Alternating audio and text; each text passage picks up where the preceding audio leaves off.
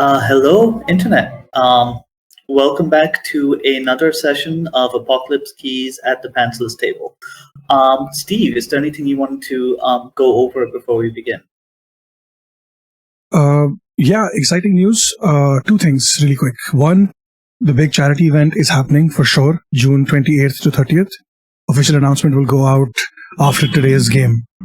We're going to be looking for 12 DMs to run the games for us back to back and open to all. And it's going to be open till the 26th of May, the DM invite form, after which I will open up invites for players, depending on the games and stuff. Secondly, there is an official Pantsless Tables Twitch channel now. I made that last week. And the big event for the big Pride event is going to be our first ever stream on that channel. So I'm very excited about that. I just wanted to give myself enough time to process all the things that need to be done in the background for it before we get started. So yeah, those are two very big announcements. More to come soon, hopefully. But yeah, also, the charity event is going to be for Trans Lifeline. It was supposed to be for an Indian-based cause that one of my friends has been going back and forth with, but couldn't make it happen for now. But big September charity event, which is going to be around my birthday, is going to be for the Indian charity cause. It's going to be the first Indian cause we fundraise for via Tiltify. So that's going to be really cool. Anyway, yeah, that's all I got. That sounds amazing. Follow Steve on Twitter if you can. For those DM and player links. I am Arman. I am your GM for this game of Apocalypse Keys. This is our third session and our penultimate one. We have just finished coming off of a very heavy mystery in which our players managed to find the culprit a little too late. As Shadrach, the Shadow Hive, summoned the power of that the Mercy Mansion had been accumulating over decades, distilled it into pure darkness and becoming a singular identity before our team of Omen class monsters defeated him and trapped him in an isolated tower somewhere in a strange Fey realm. They have yet to deal with the aftermath of this near apocalypse, but the day is, for now at least, saved. Would you all like to go around at the table and reintroduce yourselves and your characters? We'll start with you then.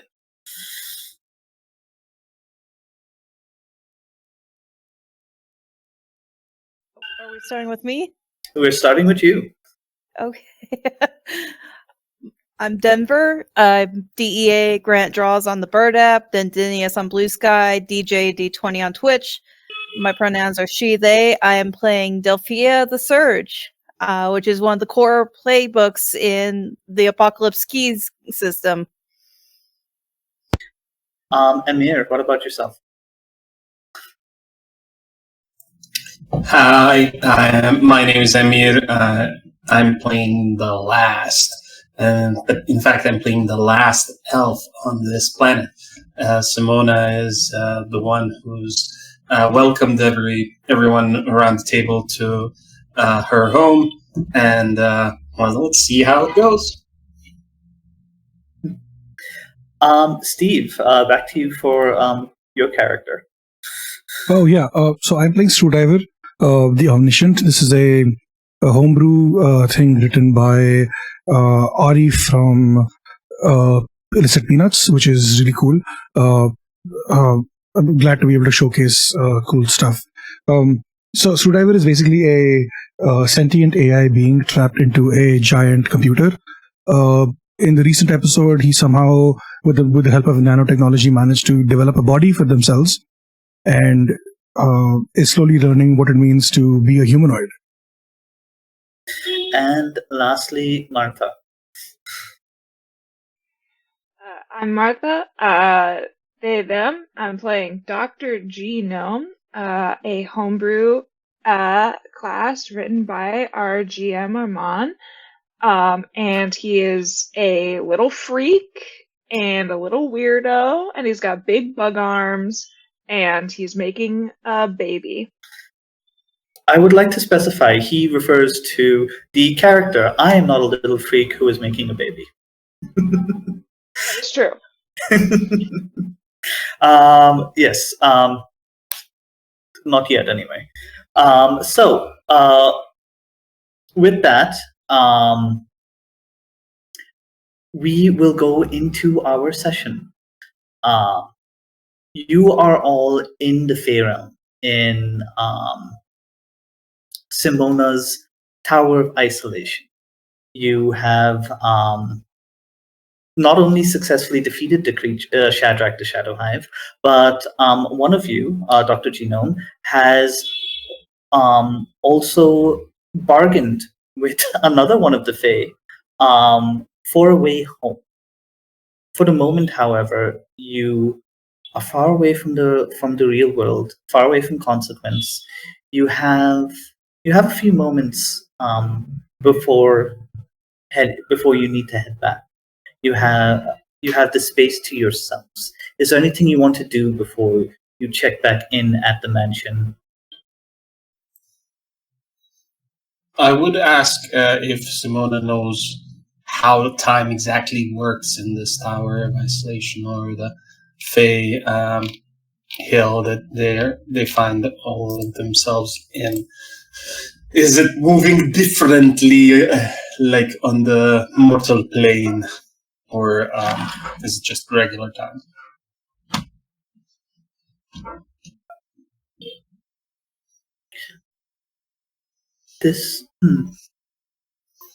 You're asking who specifically?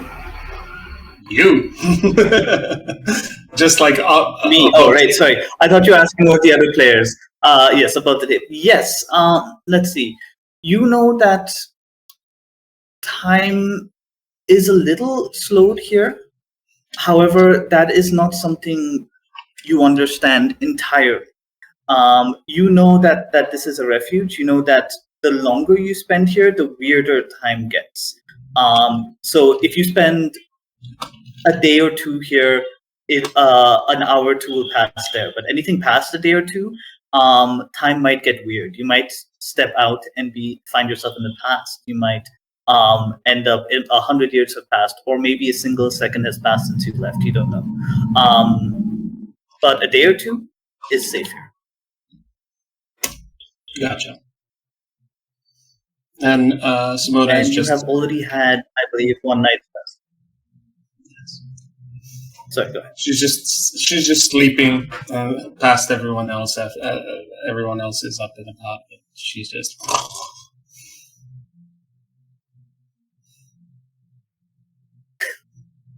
You've had a very long day. What about the rest of you? I think Screwdriver is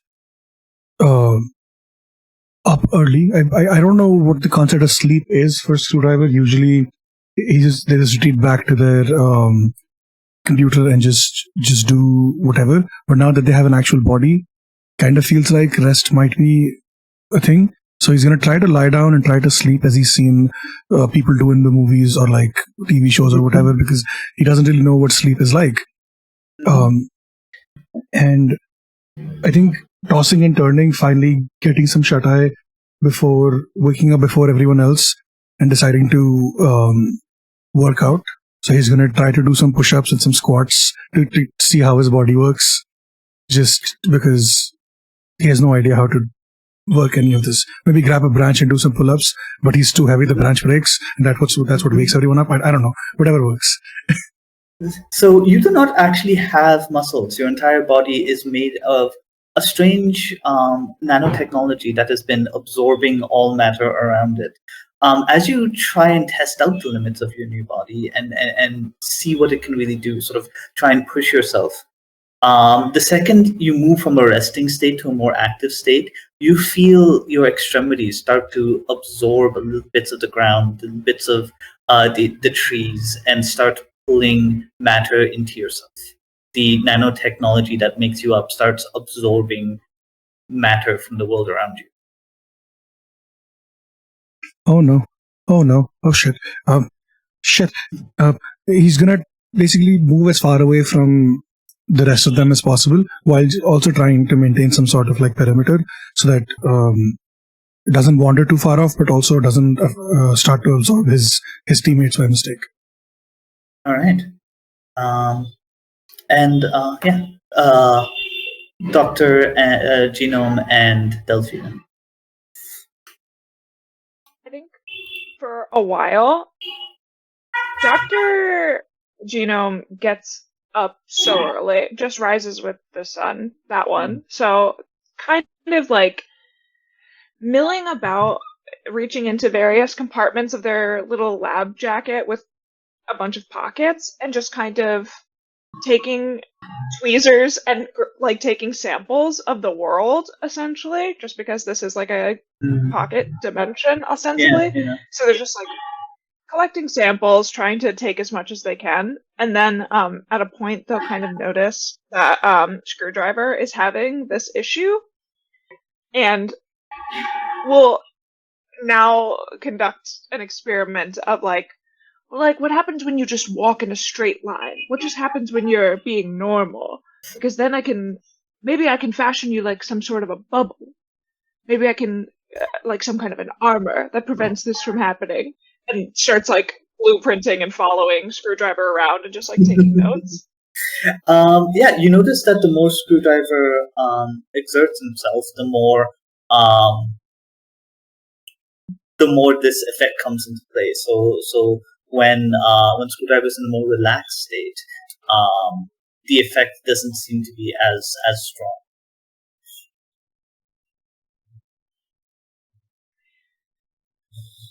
Do you think you'll be like really active? Do you think you'll like this will be an ongoing problem for you? Is this something that we need? Should I make you like a sweatsuit, like workout gear, or do you want like a bubble? I think a sweatsuit would be better, simply because if it's a bubble, then I can't interact with anything. Then what's the point of having a body in the first place? You know, a sweatsuit would work better. Like maybe like. But then again, how do we know that the sweatsuit, that my nanobots will not absorb the sweatsuit as well? We'll have to make it out of something inorganic, I guess, because so far it's only absorbed organic stuff. So. Got it. Okay. I'm going to make some kind of a sweatsuit-like containment unit for the nanotechnology, and starts blueprinting. Okay. And Delphia, is there anything you'd like to do while you're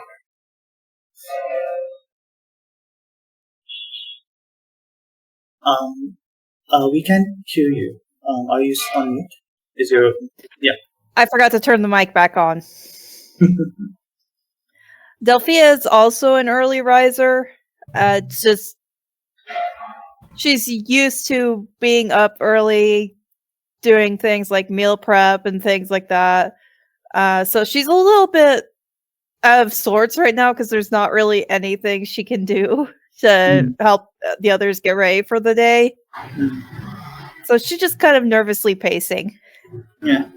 The more human of you are definitely aware that there's not a lot of food here. You're definitely a little hungry. And you've been through quite the day yesterday. But you do have a way home whenever the doctor wishes. They can just simply teleport anyone, one-time use, anywhere in the world they wish. I will say, as everybody is kind of waking up, a couple of times, Dr. Genome does just pull, like, an open can of beans out of one of his pockets. Just like, anybody? Anybody? Anyone? Just for me? Okay. And starts drinking it like a soda. Gross. Simona just That's sits one way up to have and breakfast. smells. What is that smell? It's not the swamp. Are you referring to my beans? Ugh, how can you eat Did I that? offer you some beans this morning? No. I mean, nutrient dense, great taste, an ethereal flavor. Mm-hmm. You feel the creature that you've been developing that's attached to yourself reach out for a little bit. Yes, of course. I start feeding the baby beans. Yes, of course, my child. Yes. The child just there seem to be relishing it. This morning food, and then when they're done, lets out a loud burp and the word normal. That's right. That's right, my boy. Okay, we can leave whenever we're ready. Simona, we were waiting on you to wake up. I didn't wanna cramp your sleep style, but we can go whenever everybody is ready. Simona looks around, and she's just looking at the spot where the creature of the previous night disappeared to. Sank into the swamp. And she thinks to herself, wow, this is not how I saw the day end yesterday. And she turns to Dr. Gino. How long have you been speaking to the Fae?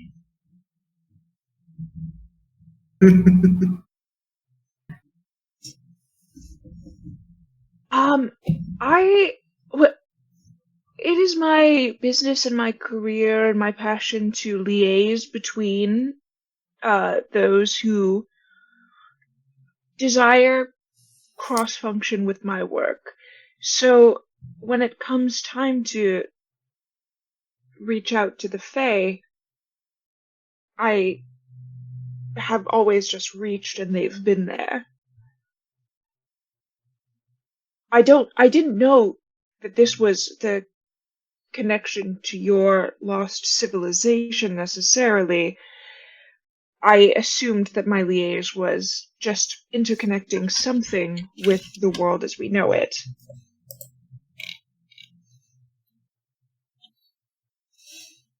But they are quite friendly with you, not with me. It's disappointing.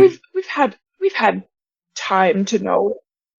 I understand. It comes with time, though. I could connect you two. I could, be the go-between if you wish to know them further. I'm not much of a social being, but I can connect you both. I could set up a weird date. I could parent trap you guys. No, that's the whole point. We don't. There's is that no. What you're asking? There are no parents left over. Understood. Yes. Well, I could connect you if that is something that you'd wish. I think so. I think we did even more than yesterday. My plan needs some time to germinate, and that includes talking to the other survivor, I guess. I don't know if that makes my job easier or harder.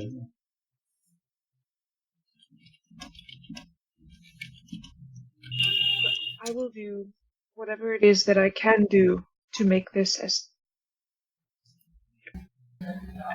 simple and assisted as possible for you. Simona just, stops talking and looks into the distance.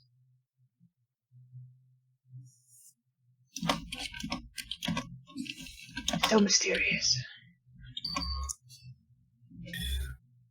All right, and with that, do you make your way back to Mercy Mansion, or what's left of it? Are we ready?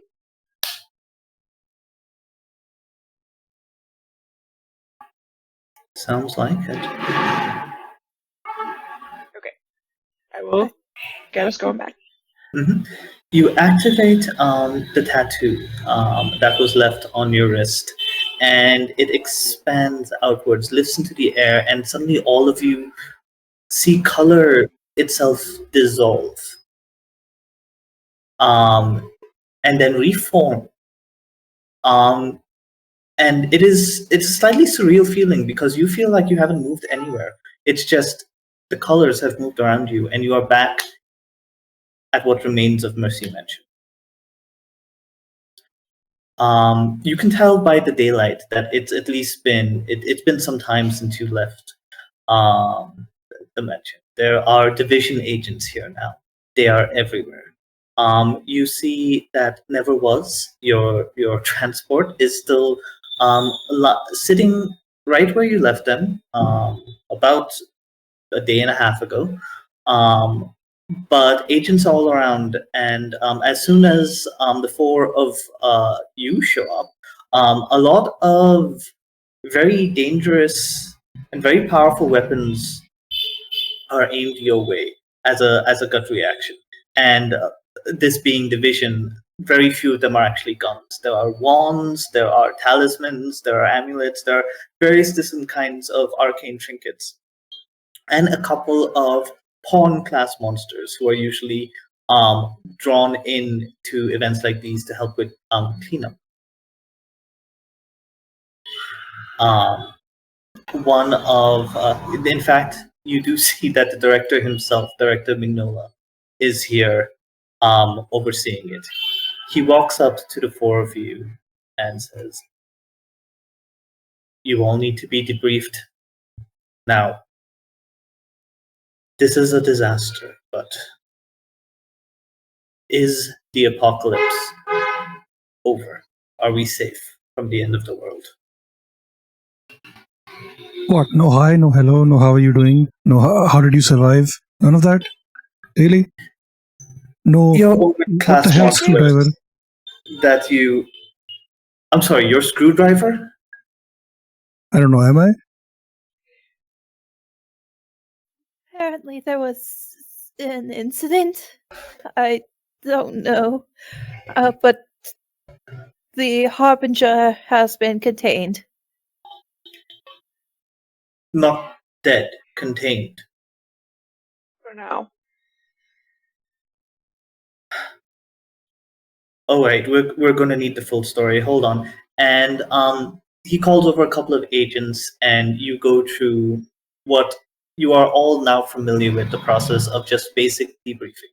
You have a couple of agents, one human and one psychic, who sit down with you individually, one at a time, and go over your story, try to detect any falsehoods, probe for any missing information, sometimes asking questions you don't quite understand why, but is apparently helpful for their files. Is there anything about this adventure that you hold back, or that you falsify details on? The answer could be a simple no, but if there is anything you want to keep to yourselves, now's the time to tell me. Well, Simona will never say where the last,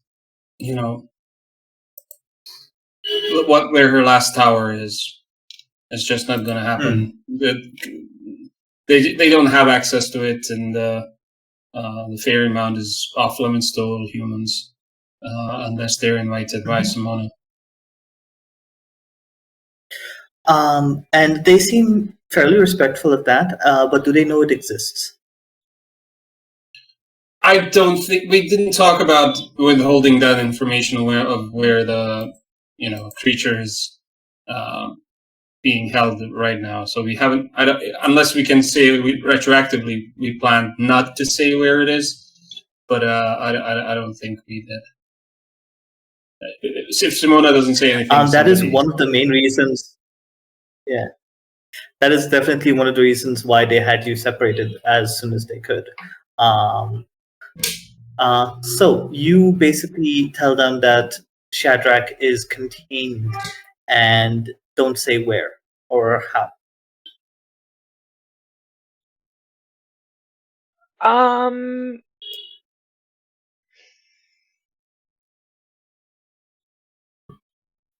Delphia is just honest I- about that she doesn't fully understand how it happened, just that it happened somehow. Yes, you, in fact, Delphi, are having a very difficult time trying to understand what happened. Your memories are fairly blurry. At least at least to the point where the mansion started being torn apart. Up until that moment, clear memories. Everything after that, a little fuzzy.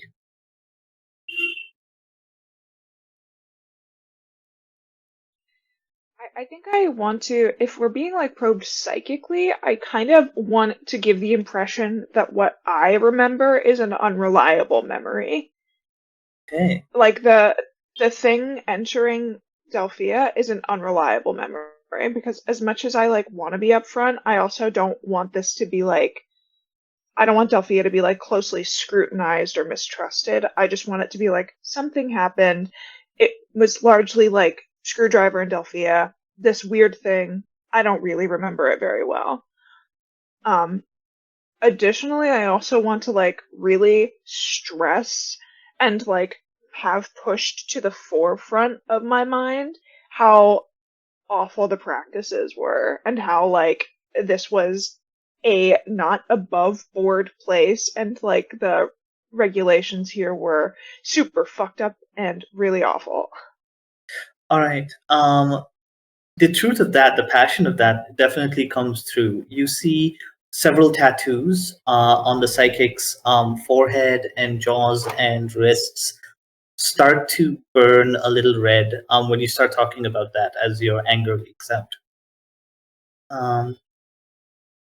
As for you, Screwdriver, they do not seem interested in debriefing you. They seem a little more interested in understanding exactly what you are now. So to summarize what happens, essentially, they also fill you in on what happened while you were gone. The mansion was, as you can see, largely destroyed. The front walls took the most damage as monsters tore their way out of there. One surge in particular, you remember vividly tearing down that front wall. Several of them have just been lost. However, they are adult monsters and they were under voluntary care here at Mercy Mansion.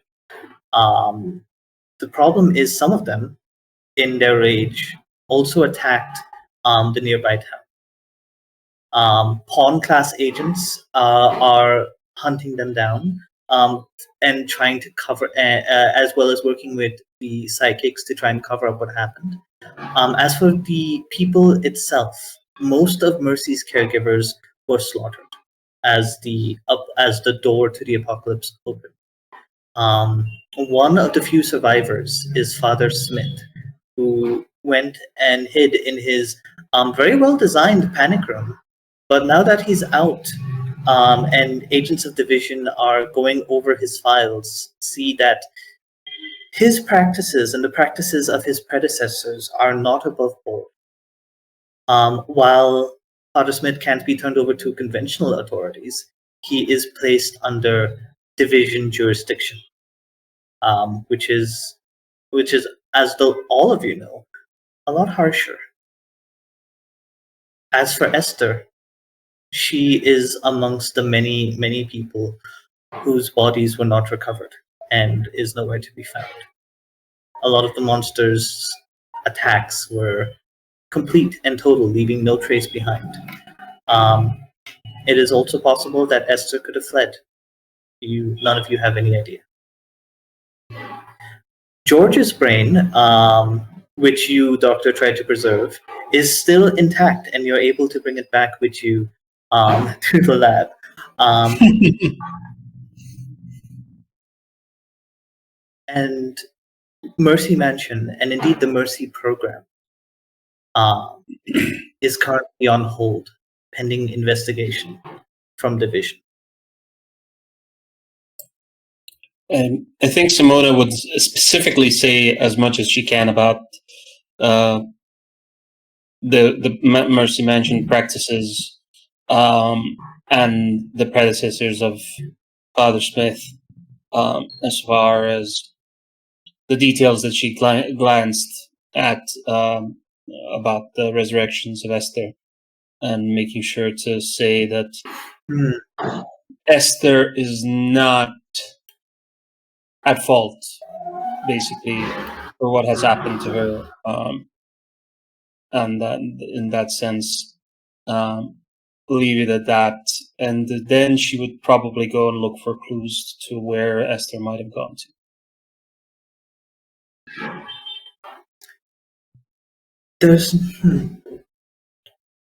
There's not much to find. This will be, you'll definitely sort of be pushing the limits of what you can do here. Along the way, while you're looking about the mansion for clues, you come across the ghost of Amit. For the first time since you've known him, his feet are not on the ground. He's hovering a couple of inches above the ground, and he looks a lot more transparent than he did the last time you saw him. He turns to you and he says, Simona, you're back. Has Shadrach been dealt with? Are they coming back? No, not if I have anything to say about it. They're pretty well gone and buried. The second you say that, gone and buried, the words come out of your mouth. Before you even get to the next sentence, there's a shudder that goes through Ahmed, and his edges start to blur as he says,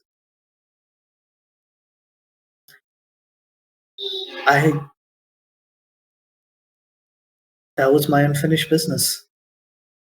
I wanted to make sure my friends would be safe from whatever was happening to them, and this isn't what I wanted to happen, but there's nothing more I can do. There's nothing holding me back. And that last word came a little quieter as he starts to fade away. You can go. He is gone.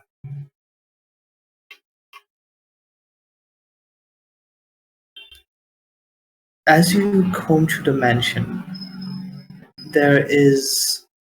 you do notice, working with the other agents, there is one clue that you do notice. And it is not a clue of something that's there, but rather what is not there. Not a single piece of Esther's personal belongings or effects remains. Her room has been emptied out.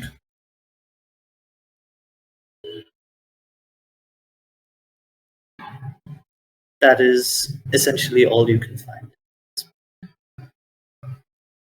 Is it like a clean sweep? Does it seem like Esther removed her stuff, or did Division do it? You are told that they found it like this. It is knowing the room is still fairly messy. When Division clears the place out, they do it in a fairly orderly manner, unless it's a crime scene and they need to preserve it. This doesn't seem like a crime scene. This part of the mansion was relatively untouched, as the monsters were sort of fleeing, and the caregivers were fleeing in the opposite direction of the dormitories and the habitation areas. So yeah, it does not seem like this was Division's doing, and the agents say as much.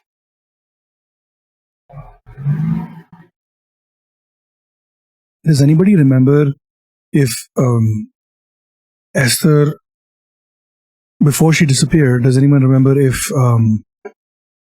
she was violent towards the staff or not?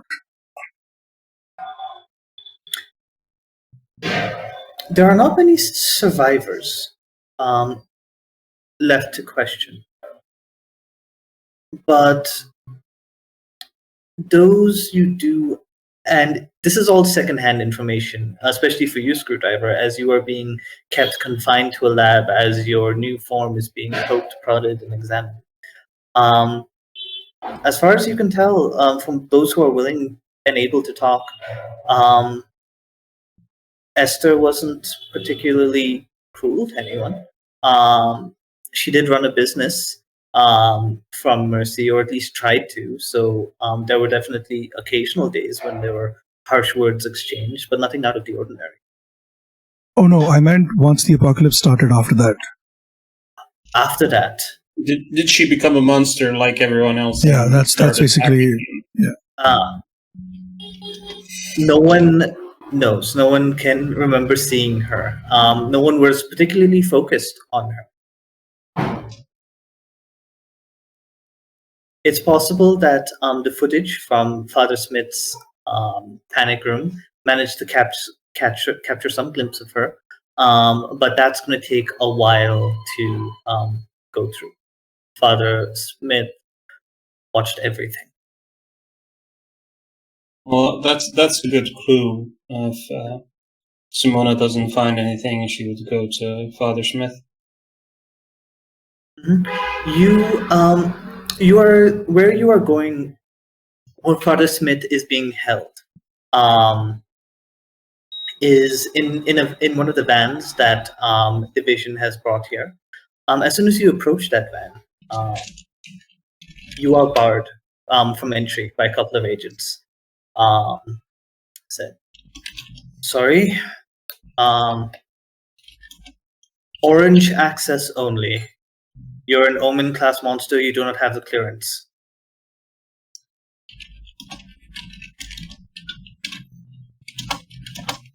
She might try to use her darkness and get past them. Okay, what are you trying to do? Slow time so significantly that they don't even notice her disappear behind them.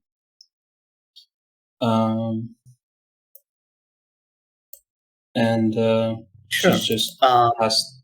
Yeah. That's definitely powering through darkness. Sorry, something annoying with my character sheet. But yeah, let's see what we can do. What do I have anyway for the darkness right now? Yeah, I still have 6. So I would use 2, I think, to try and get past them. Okay. Alright, go ahead and make your roll. Sounds good. That is 10 on the dice, plus 2 is 12. Okay, so on 11 plus, you are on the edge of disaster. You start to see. You've just come from a place where time isn't quite straightforward, and the residue of that is still very much on you. It supercharges your powers as you go out, and you start to see the agents surrounding the van begin to de-age rapidly. One person's beard starts to shrink into their jaw, shrink into his jaw.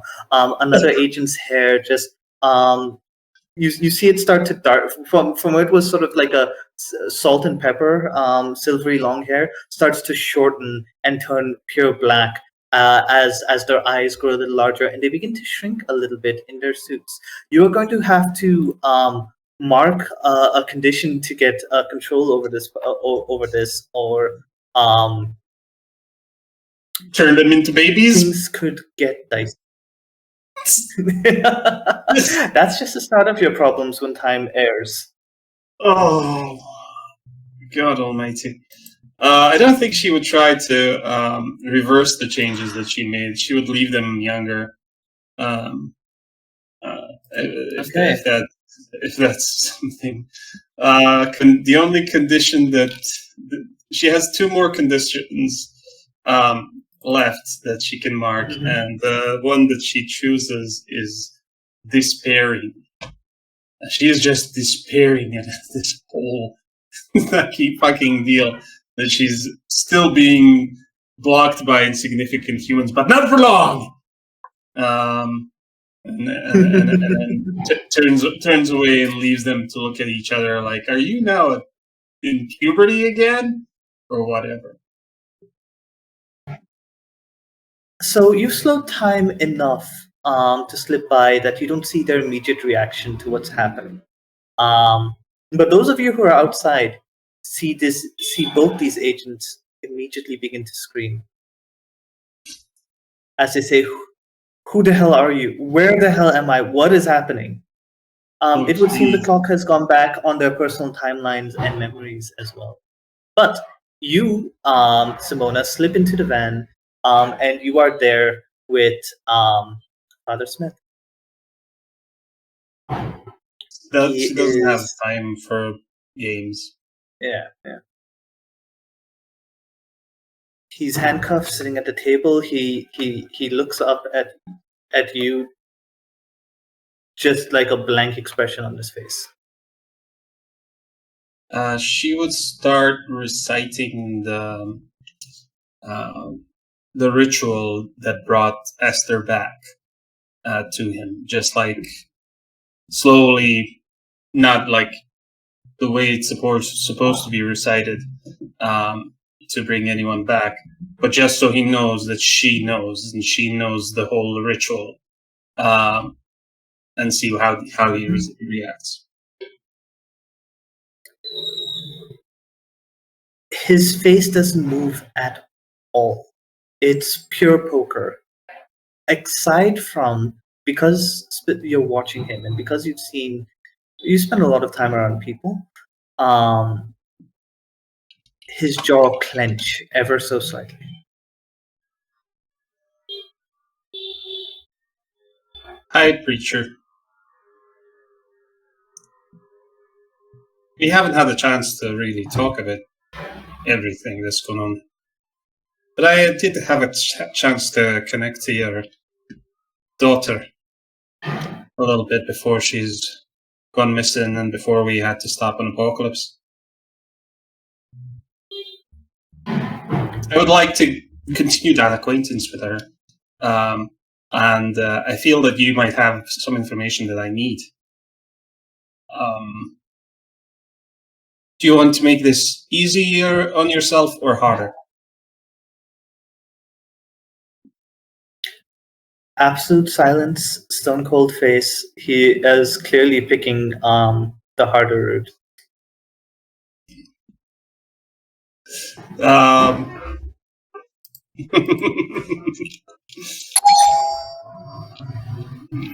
Sorry about that.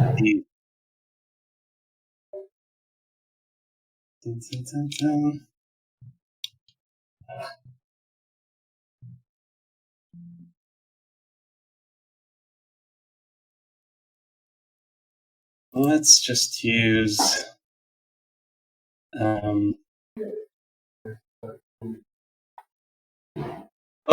reveal your heart. To a baby.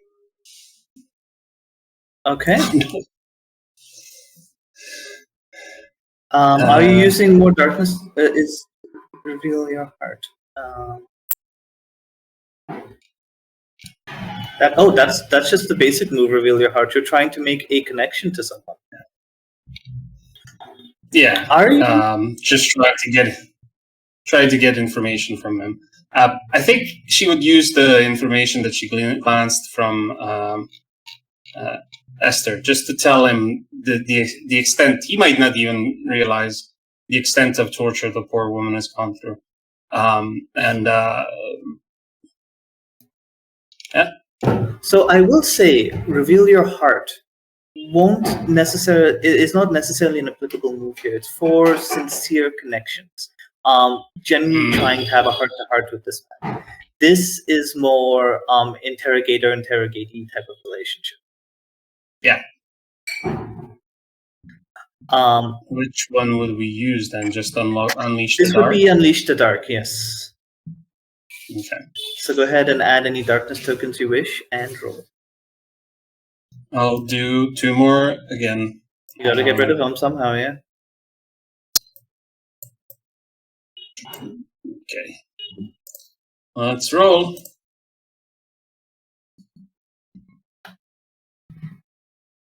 I mean, it's not even if I said that I didn't use any darkness, it's still an 11. Plus 2 is 13. Oh, wow. Okay. So, I'm going to leave this one up to you. Describe how you go too far, and I will tell you the consequences.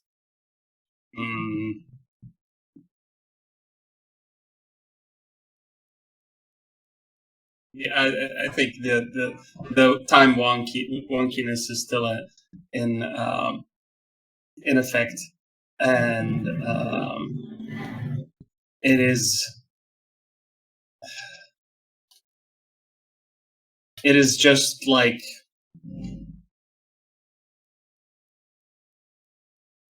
giving him too much of a good thing, right? So he feels young again. He feels stronger. He feels like he can burst out of the chains or whatever. And then suddenly these hormones and feelings start overwhelming him, so that he can't control his tongue. He can't control his bodily functions either. It just, yeah, you tell me how what that manifest says. What that manifests is not immediately seen to you, but there is a sense of giddiness and joy and happiness that is radiating out from this trailer. And some of the psychics in the area, their tattoos start to burn a bright greenish yellow. Agents who have not been de-aged are immediately dispatched to that van. The door is kicked open and you hear a single answer, Simona, before everything goes dark.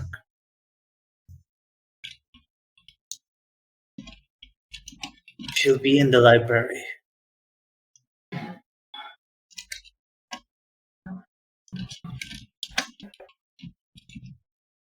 And with that, darkness.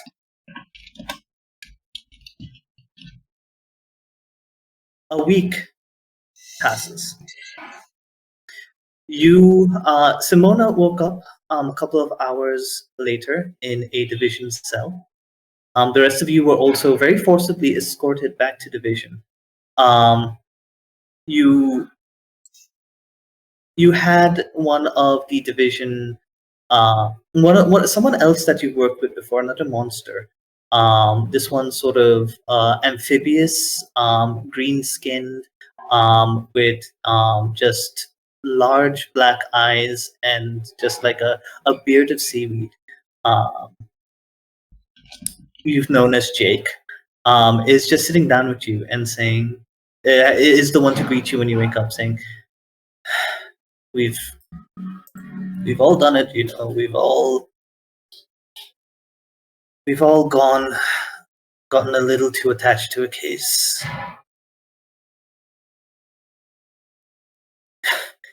We're having a hell of a time undoing what you did, but I've been sent here just to check in on you and make sure that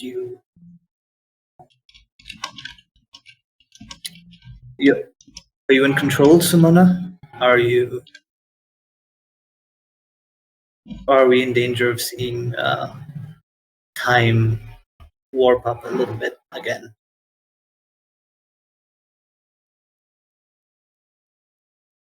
She's just staring blankly. How Does she feel any different? You feel a headache, and kind of hungry, weak, a little dehydrated. But aside from that, you feel okay. Well, nothing's gonna happen unless you bring me beans to eat. I'm not sure why I would here. You're on probation.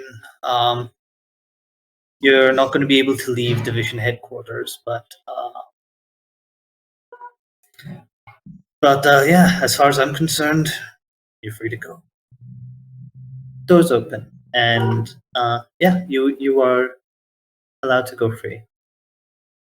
Nothing really happens in the week that follows. Not much happens in the week that follows, but there are a few things.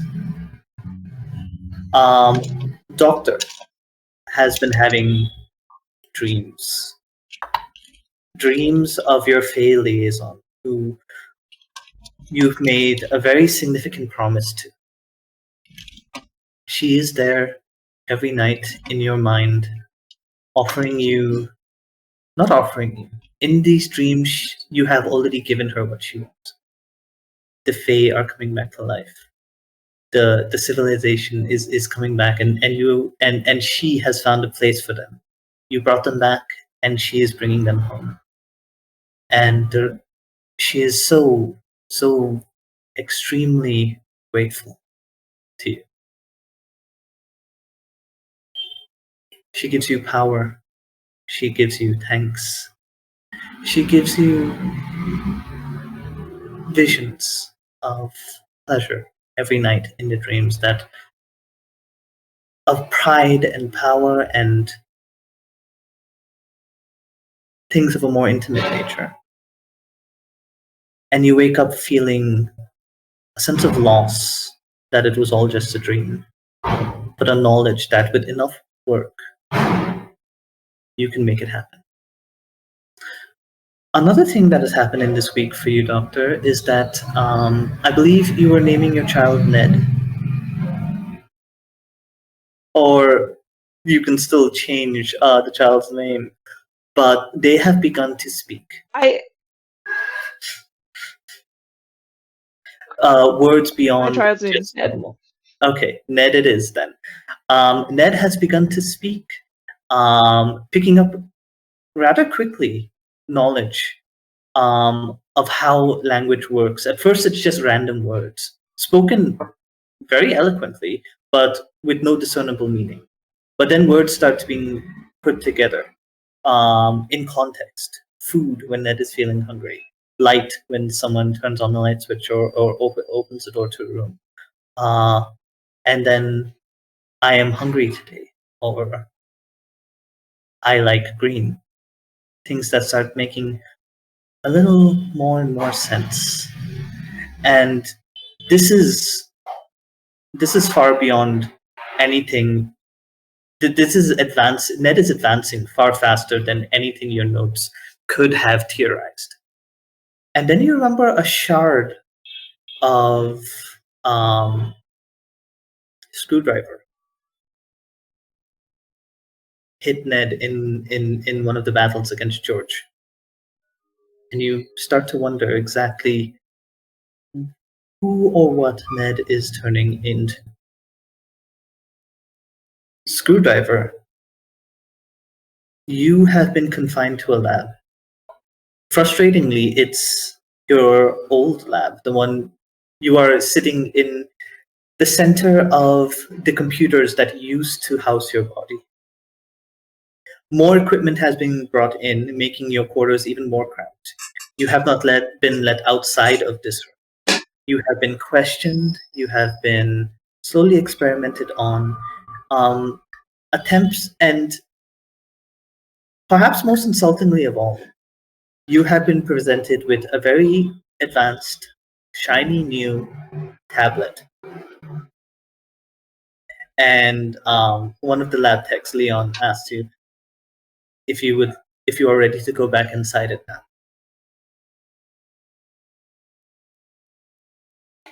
Okay, firstly, fuck you. Secondly, Hey, fuck this tablet.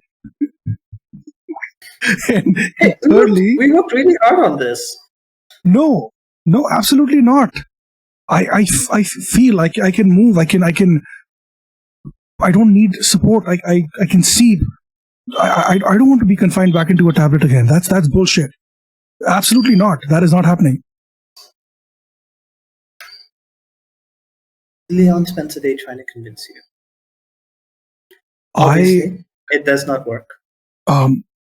What I would like to do though, if when he's not around, the machines that still used to house my body, if it is possible, I would like to create a backup of myself in the machine that lays dormant in case something happens to this body. So here's the thing. You don't need to roll for this. This is, with your powers, with what you become now, this is easily done. The thing is, that body, those machines, those outdated 70s computers that filled up a room, you were confined in there for a reason. It limited your intelligence, your powers, what you were capable of. You feel, ever since you moved to this body, you felt your mind expand. You felt a certain freedom. You can think more clearly than you have.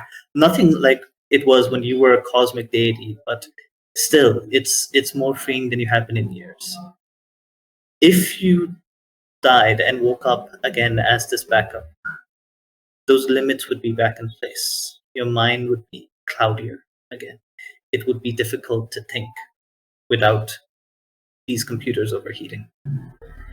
And perhaps most tragically of all, you would not have access to Minecraft.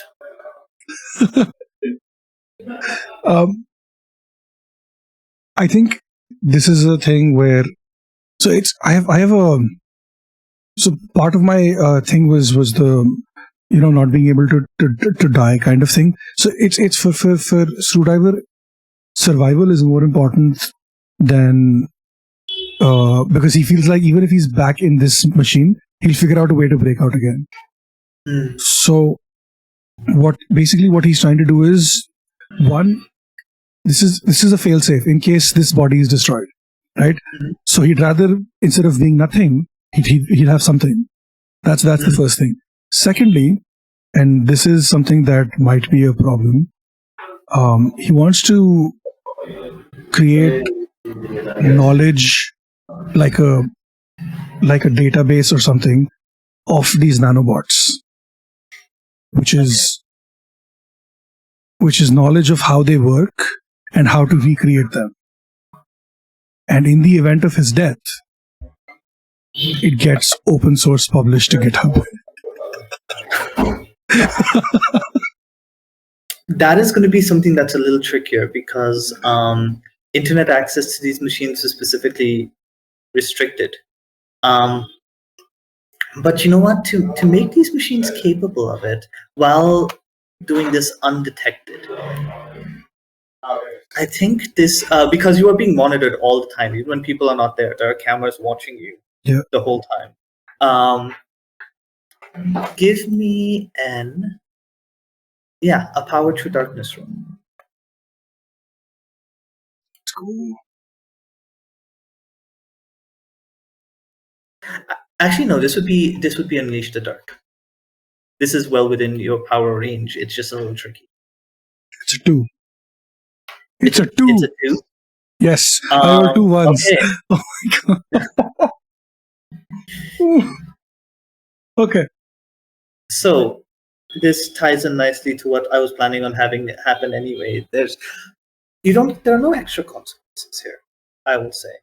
What happens though is that the next day a different technician comes and he introduces himself. He says, hi, my name is Nathaniel, and we're sorry to say Leo's been let go. I am here. I will be your new handler. Anyways, we have got this bright new tablet for you. Would you like to come back inside of it? Okay, first, fuck you. Secondly, fuck Division. And thirdly, I will only talk to Leo. So bring him back. He's my only friend here in this lab. I don't care about. I don't know you. I don't trust you. He spends the rest of the evening, the rest of the day, really, trying to convince you, trying to tell you that in this form you are dangerous to others and possibly yourself, and things of that nature. But I imagine you are not. Yeah, I know how to control myself. I can do it. I'm not a child. I don't need to be put in restraints. At the end of the day, he leaves, and the next day, a new face walks in, introducing themselves as a new handler, asking you if you would like to go back into your tablet. What's frustrating about this is that you do not have internet access. In fact, you can sense that there is some digital arcanery, a ward of some sort, surrounding this lab. You might not be in a tablet again, but you are very, very much in a box. Oh, I've had horrible roles, but could I just wish that they forget to keep the wards in place one night using my ability? Hold on. So this would be the ability where you have a secret and you're stating it as truth. Yep. You cannot kill me in any way that matters. Any way that matters. Yes. Okay. Give me the wording of the truth that you speak into the universe. So the truth is, the barrier that they have set up in place to stop the internet, it's like a Faraday cage. And the Faraday cage needs to be powered somehow. And one night, there is a what's the word for it? An outage? Yes, a short circuit caused by one of the doctor's inventions, or not inventions, by some experiment that the doctor totally did not plan, that causes an outage, and they don't check to see if the Faraday cage is back up. So it gives me enough time that whole night to access the internet, do what I need to do. Okay. And then the next morning, I will go back. I will pretend like I didn't even notice it. Okay. Go ahead and make your roll. Do you add any darkness tokens before that? I have nothing. I have no tokens. I have no bonds, nothing. Okay. It's a 6. God damn. It is a 6. Okay. You lose control of the lie. Oh no. Mm-hmm. What happens is you wait and you wait for the ward around you to fail. And it doesn't. In fact, it seems to strengthen. And you hear the rustling of pages. Both you and the doctor in his lab, as you are sort of working to understand little Ned a little better. You hear that rustling. Oh no. As one of your something that you're experimenting with suddenly surges as your hand slips, and instead of that you expected to hear, it's just pages and pages and pages. Like paper pages or like a pager pages? Paper. Just a rustling of paper. Okay. As for you, Delphia, this week has been relatively calm for you. After your debriefing, no one saw any reason to detain you or question you further. You are sort of left to your own devices for the week and are able to go back to your home and see Roz again. Yep. And just Delphia, about midweek, finally confides in Roz about attacking the doctor and not really understanding why she did that.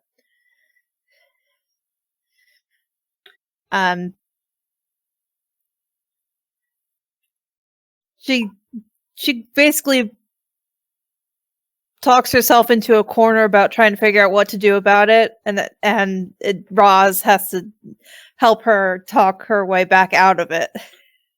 Here's the thing: as you tell Roz about what happened, there's a blank spot in your memory.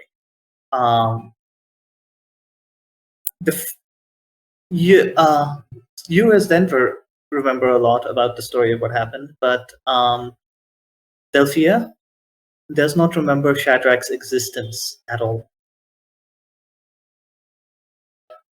As the lie continues to warp reality a little further. You do see a fleck of a shadow around Roz's eyes as they sit down in front of you and says, hey. Listen, you are all of you agents, all of the monsters.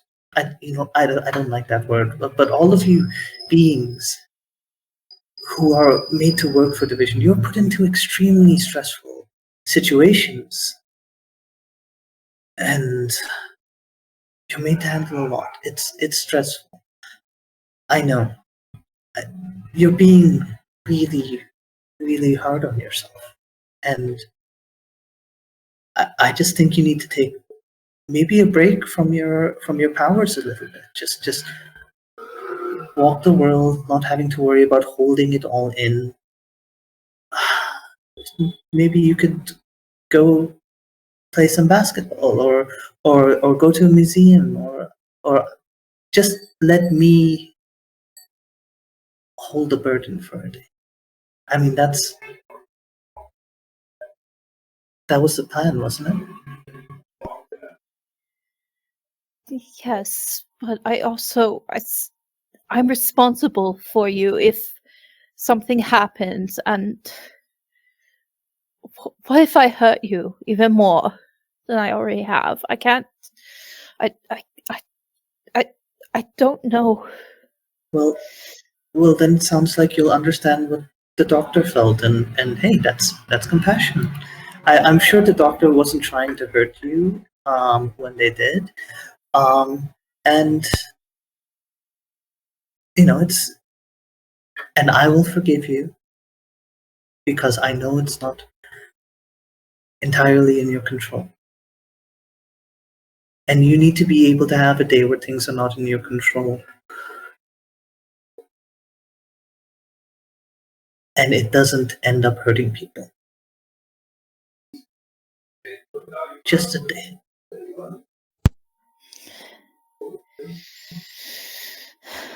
All right. I promise I will be careful. I've been studying everything you said about how to keep it in check. I've been practicing my mental exercises. I've been my breathing. It'll be okay.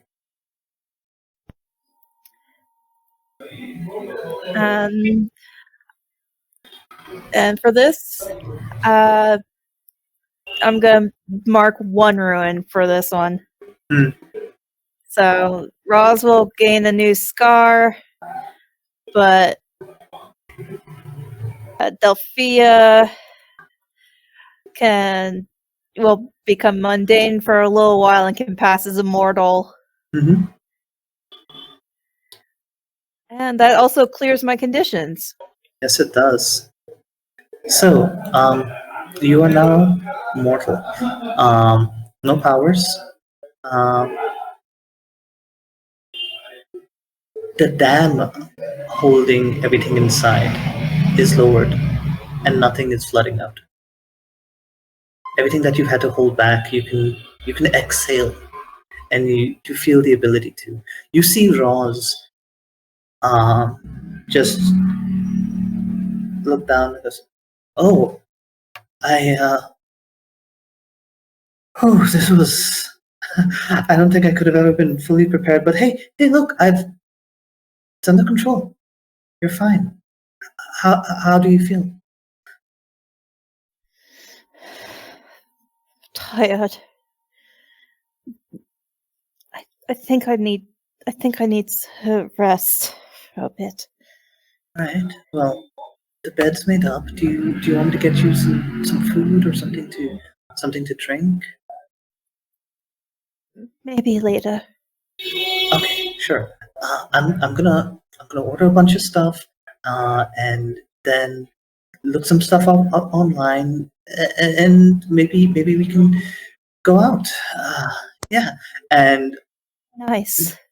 their eye twitches. You notice, and where that mote of shadow was, just a tear of pure blackness sort of goes down their face, and they wipe it away, and it doesn't go. It's just almost like a tattoo of pure darkness from their eye down to their cheekbone.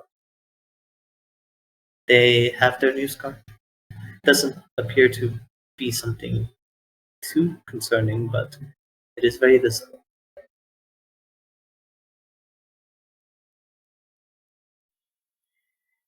Yeah, when when Delphia wakes up next, she's feeling better. She's calmer and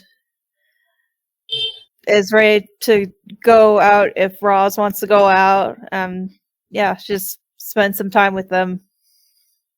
Yes, no, absolutely. This is and hey, I just realized something. I mean, yes, you're obviously more used to holding your powers, but we're not going to do anything stressful today. I'm not going to be fighting off the apocalypse, tempting me to use my dark powers for whatever.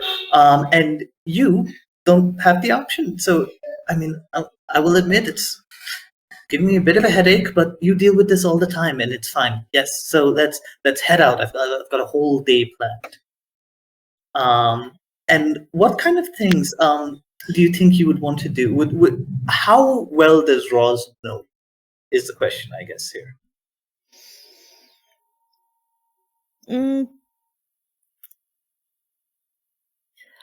I mean, obviously, go see the museum. And Delphia is gonna point out some of the things that she remembers from when she was still mortal the first time, and just kind of enjoy the downtown area. Just being in the moment and getting to actually feel like she's present in the moment and not having to hold back anything. Yeah, Roz, make sure that you just go to a lot of different. There's a bit of in between all the different activities you do. There's also a bit of a restaurant crawl, cafes and things like that. They want to make sure that you experience taste and flavor to really help cement you in this day. There's some sweet stuff. There's some savory stuff. There's a really nice coffee or tea place. I'm not sure which one you prefer, but Raws, definitely make sure you get the very best of the best. And some stuff that tastes not so good, but is an interesting experiment in flavor that you are not going to forget anytime soon. It's not an unpleasant experience, but it's a good memory. Yeah, she's pretty much game for whatever Roz suggests. Mm-hmm. And you do occasionally see twinges in Raws of a very familiar twinge of them trying to keep these powers under control. You've made it second nature by this point, but it's new for Raws. And you remember it back from those first days of trying to contain this power.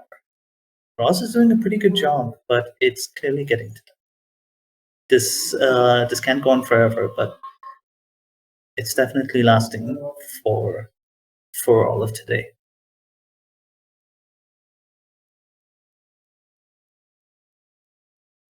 I feel like I've been imagining Delphia as kind of like a spectral, like older Victorian era ghost person. I feel like that's been kind of my image of Delphia, and I love that Roz was like, we could play basketball. The idea of this Victorian era ghost playing basketball tickles me. From experience, a well-fitting corset does not prevent you from doing physical activity. Okay. So funny. And for the first time in just doing a physical activity, you are winded, and sometimes you are taken by surprise. Once the someone throws the basketball to you just like a little too hard, and the wind is knocked out of you, and you start to tighten, but you realize where ordinarily this would have let sparks of your power go. All it did was knock the wind out of you.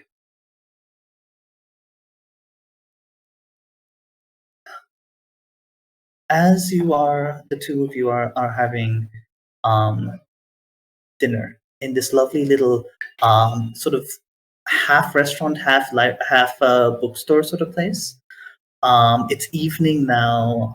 It's very cozy, sort of little electric lights that sort of resemble candles, but obviously no open flames in a place like this. Light is good enough to read by, but still yellow enough to feel. To remind you of simpler days with simpler lights. And Roz is looking tired, but happy.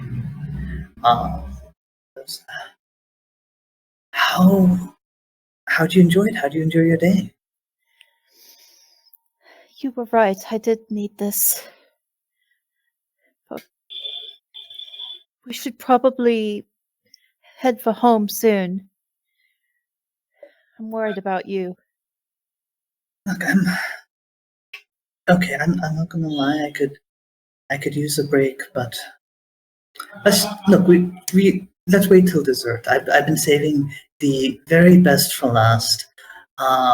This is just the Trelacias here is just it's to die for.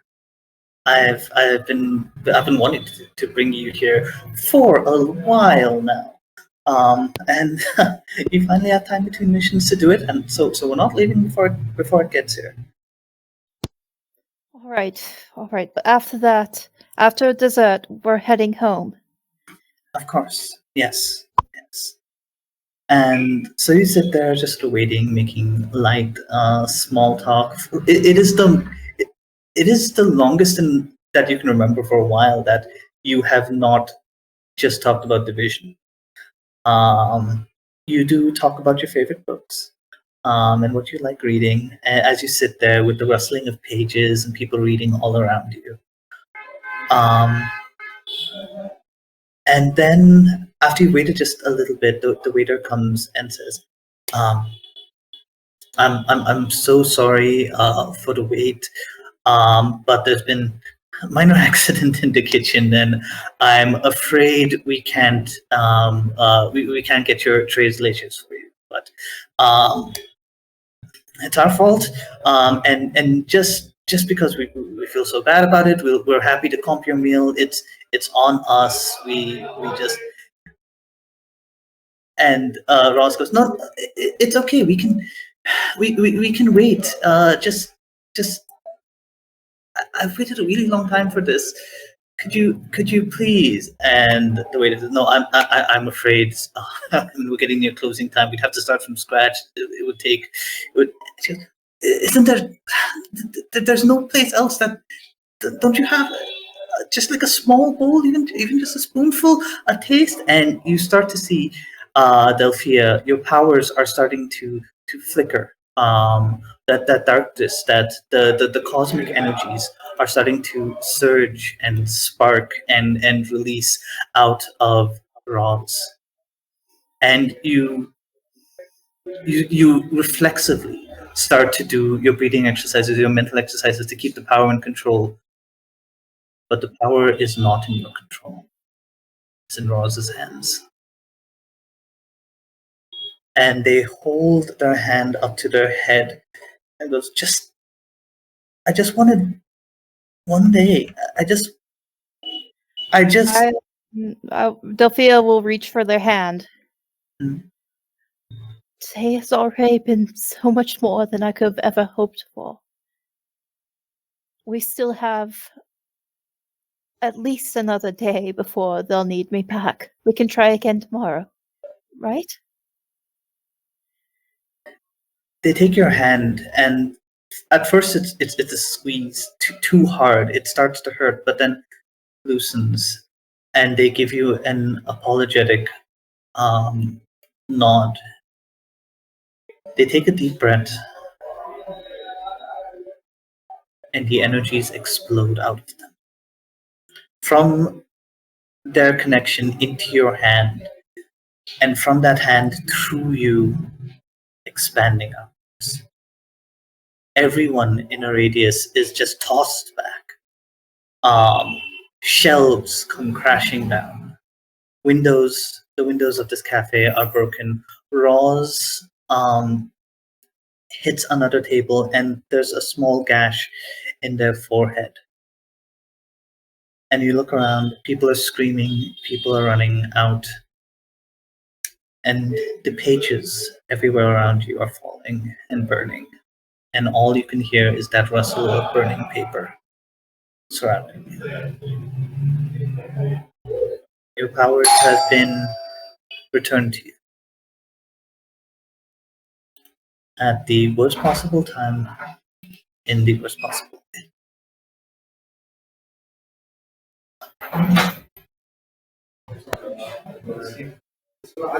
She will push that sensation aside for the moment to make sure Roz is okay. Roz is in tears, extremely upset. I'm so sorry. I'm so sorry. But physically, they appear to be okay. Breathe. It's going to be all right.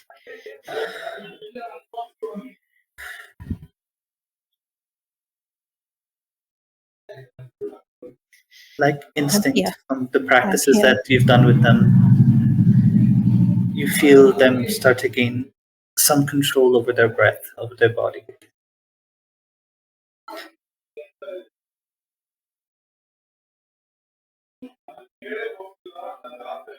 And there is silence.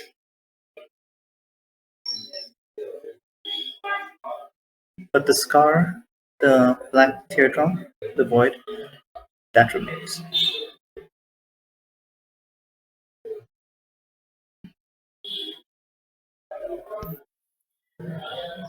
So well.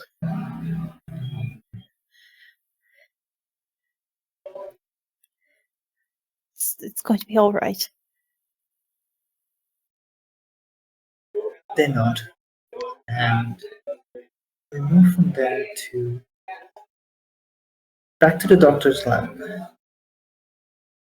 You don't understand where this sound is coming from. By all rights, there's an electrical explosion.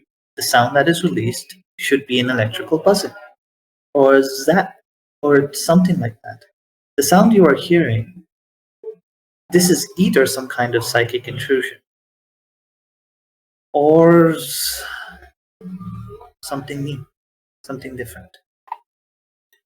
Ned looks afraid for the first time.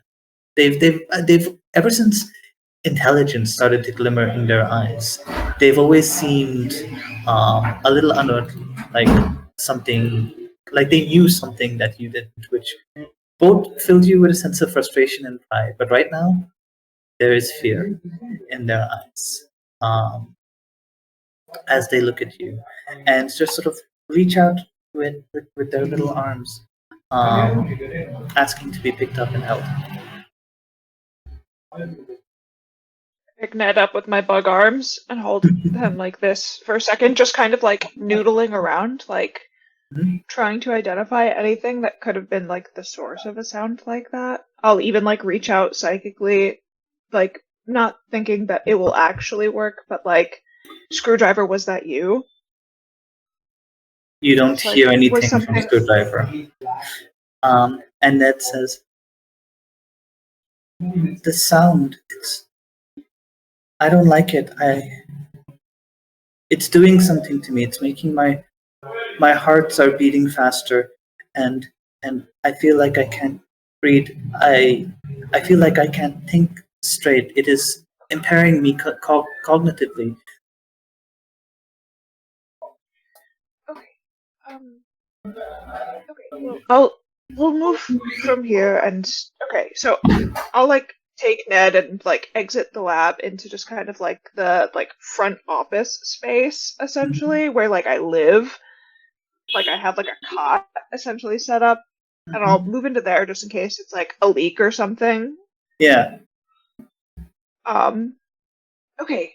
We'll get this under control, and we will control the situation and make sure that this is not. Is it? Do you understand it? Do you know what this is? It sounded like paper. It didn't sound like something I did. I no, I don't understand, and I thought there's a lot I don't understand, and I thought it would be okay if I didn't understand because you're there and you understand things, but if you don't know what this is, I don't know if I'm safe. It is okay that you don't understand.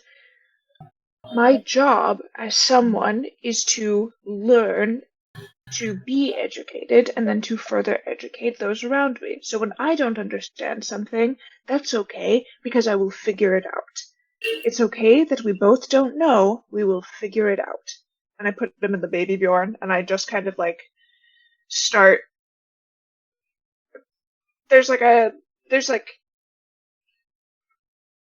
meditative things that kind of like calm the synapses, and I'm just kind of like pacing around and just like, what's what could that have been? What was I doing? What led up to the events of the pages? What is happening to Ned? Is this some kind of like malfunction in the machinery of Ned? So the sound of rustling paper stops eventually, pretty quickly actually after as Ned begins to calm, but they appear to be sort of mulling over your words. I would like you to spend darkness tokens and roll for your error. What is love move? As your creation is starting to develop feelings and is trying to figure out how to process that.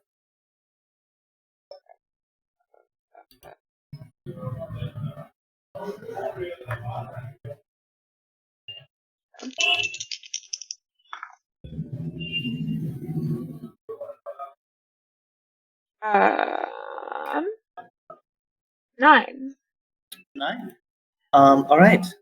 Your project, or Ned in this case, learns a little more about what it means to live and is grateful for your help in understanding it.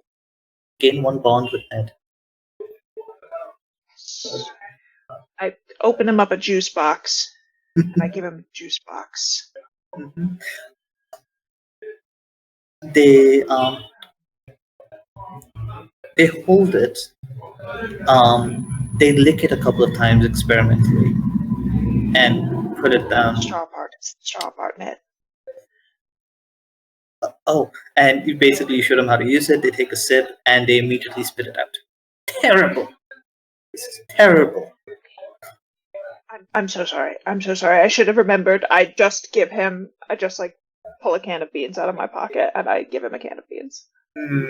And just messily, just sort of reaching their little hands in there and just sort of smearing it all over their face as they take bite after bite after bite.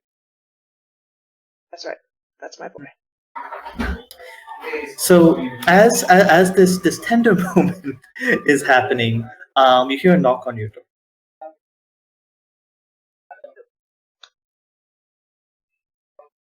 I turn. I see that my room is a mess. Perfect. I go to the door. It is Director Hello? Mignola. Yes. Hi. Doctor, I presume all is well. Things are going good.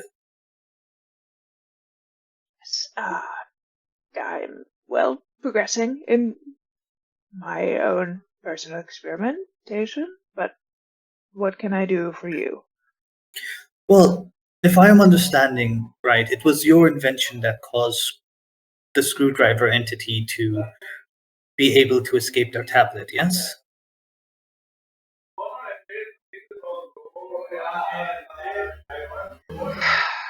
Escape implies entrapment, and Screwdriver was not trapped per se, they were simply moved.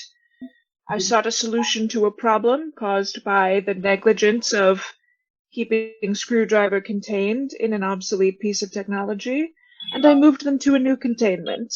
It was an effective practice to preserve their life, and to upgrade them ostensibly. So yes, that was me. Well, we need you to figure out a way to degrade what you've done.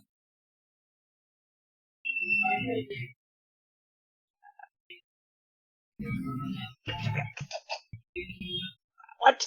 Why? Why? For what purpose? What reason could you possibly have? Doctor, Screwdriver's better in every way. that is the problem, Doctor. If Screwdriver was once a god, they knew everything. And that nearly ended the universe. The more you are aware of the universe, the more you know, the less that can be, the less that can change.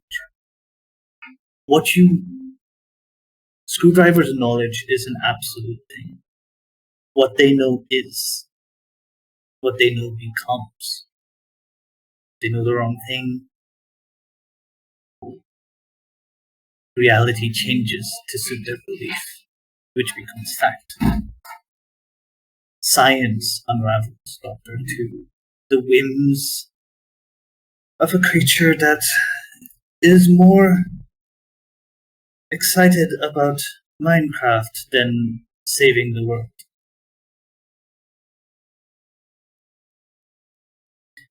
Look, Doctor, I can see that you are reluctant, so let me present this stick. We have been very happy to fund your research thus far, provide you with a lab, provide you with the resources you need. You help us understand what Screwdriver has become. Or your funding and your work with Division will be cut. Is the director a human? Yes. Did the director enter the room? No, he's standing right outside the door. I'm going to start to kind of straighten to my full height. And I'm going to kind of like just take like decent size, like kind of small steps forward until I've essentially backed him against a wall. Mm-hmm. I'm going to lean in and I'm going to say, I don't know how well acquainted you are with the last stretch of missions that we've had. But I will tell you this. Cosmic, vast beings like Screwdriver will not remain contained forever. And it is so myopic to think that our natures demand containment in the way that this institution has standardized. And furthermore, I will say that to assume that Screwdriver's knowledge of the universe is dangerous is really arrogant for a human being who claims that the universe can be known at all. Do you think that you understand the world the way that it is now? Do you think that a being such as Screwdriver knowing the universe is dangerous? Are you then thereby claiming to know the universe yourself? Is that information that you think that you are responsible to preserve, for preserving? I don't know. I don't claim to know. But I think that it is the height of arrogance to assume that you are keeping anybody safe by denying a being like Screwdriver their true form and potential. Roll and unleash the dark. Your words get through either way, but this would be a question of basically get how are you, fired. Vincent? Yeah. Oh! 8. 8. Okay. Well, go ahead and choose 2 from that list. That's you wield your darkness with control and ease.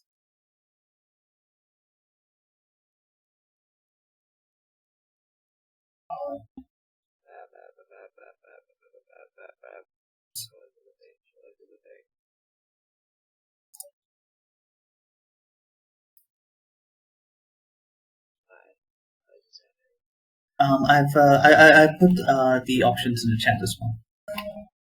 Essentially, you get to choose 2 from that list. You can get past their defenses and inflict a condition, get what you want from them, avoid reprisals, harm, or cost, gain the upper hand for now, expose a weakness or flaw, and or confuse them for some time. I want to avoid reprisals, harm, or cost. Can I say maybe avoid reprisals, harm, or cost? Can I can I use that? But tell me that this is too shenanigans. But can I avoid reprisals, harm, or cost, and just give the handlers who are cycling into Screwdriver's place a night off? And just for a night, avoid reprisals for them showing up at Screwdriver's place long enough for them to just kind of skedaddle. Not right, but I tell you what you will get. You've clearly intimidated, and not just intimidated. Your words seem to have struck a chord with Director Mimola, who says, eventually, without bringing up the threat that he just gave you a few moments earlier, says, well, it's not just their powers. Screwdriver does, their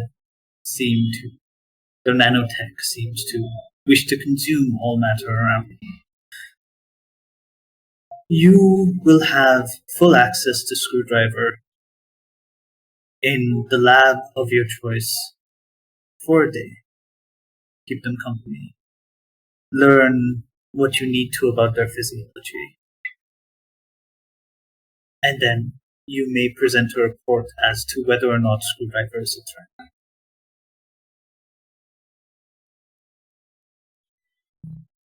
I will be as forthright as is expected of me. You will have my full appraisal. He nods and seems in a bit of a hurry to leave, which he does. But thoughtfully.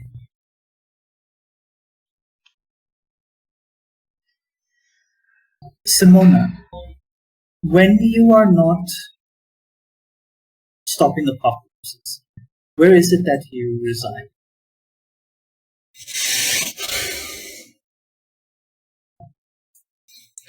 That's an interesting question because we didn't talk about something that happened since the last session, which is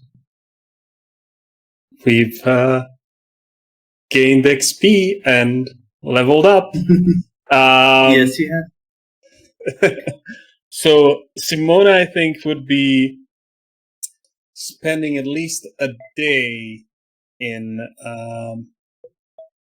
the fair mound and meditating on this new realization, or several realizations. There is another one.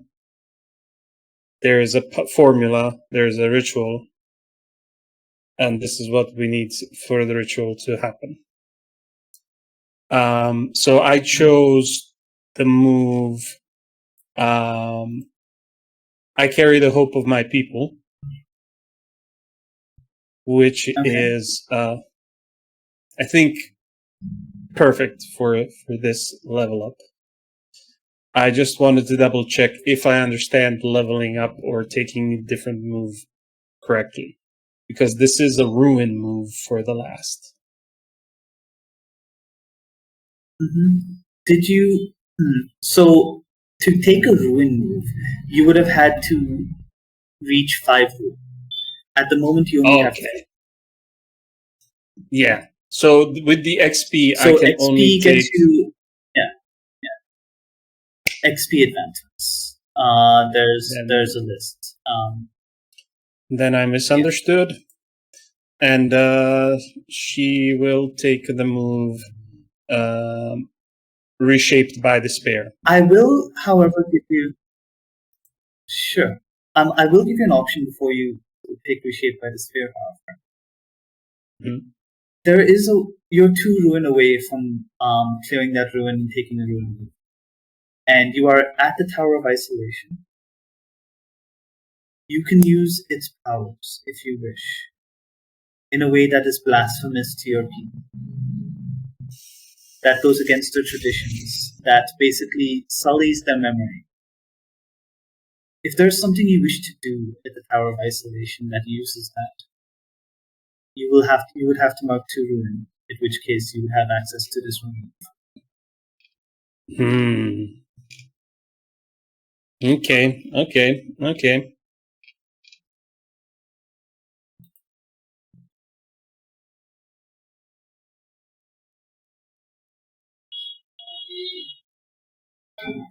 So the resources that this Tower of Isolation gives you are interdimensional portals and a containment system.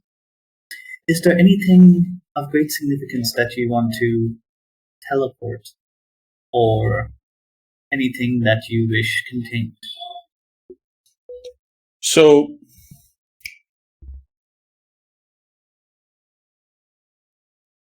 can I open 3 portals at the same time? With one. What are you attempting? Yeah, what are you attempting? It's possible. What are you attempting to do with this? So, I know the good Dr. Genome, can help me do what I need to do. I know they care about Screwdriver, so that would be an assist here. I think I know there's some connection between Delphia and the Shadrach in the swamp. So that we all saw that kind of. So these 3 characters I would like to bring back to the Fairy Mound without a trace for the organization to know that they left. And it would be ideal if it happened right after all of this has gone on. The days off, the doctor. So basically, your 3. So yeah, basically your 3 teammates, Screwdriver. All right, so yeah, you can do that easily. Here's what you will basically need to bring. There are many stories of the Fae in human culture. Of the pathways, of the ways that humans could easily get themselves lost into the Fey realm. A familiar path suddenly starts looking a little strange. and it gets a little stranger as they go on, and suddenly they turn around and they can't find home anymore, and they are lost in the Fey realm for hundreds and hundreds of years. There is a truth to it. There is a space between dreams, geography, and magic that the Fey pathways resemble. It is, and at the heart of that is the Fey maze. It is a place where Fey creatures from all across the multiverse wander through, gather in, and are taken to different realms of dreams, realms of imagination, realms of constant parties and feasts and danger and adventure, all funneled through this maze. With the people gone, there's no one left to tend to the maze. There's no heart to which the maze can connect to but yours. And you haven't been doing a lot of wandering across its paths. In order to summon your allies here, you feel the maze start to resist you in this impossible place that is. You can push back against it. It is standing in your way. To summon your allies here, you are going to have to burn this maze to ashes. This marvel remnant of your people. This legend of who they were. It's going to have to go.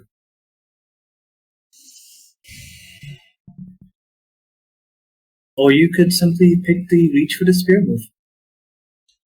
Well, that's the other thing.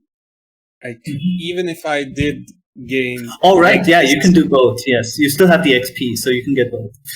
But, yes, yeah. but... are you... I am gaining Ruin in this session. So I can't get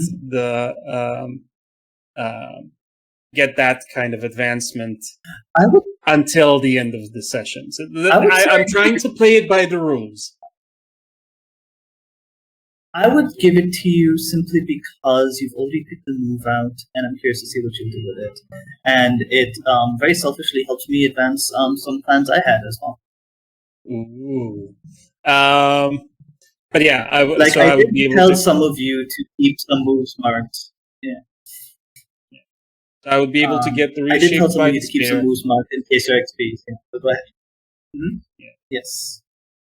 And I would I carry the hope of my people. So throwing away the maze, but still carrying the hope of my people is kind of, I think, the worthy outcome of that sacrifice. Yeah. So yeah, she would burn the maze and bring the 3 people here and see what has gone on with them, and tell them of her plan for an apocalypse, or just bringing back the elves, and see what Doctor needs. Okay, so all right, so Screwdriver, you're pacing around, just not much to do,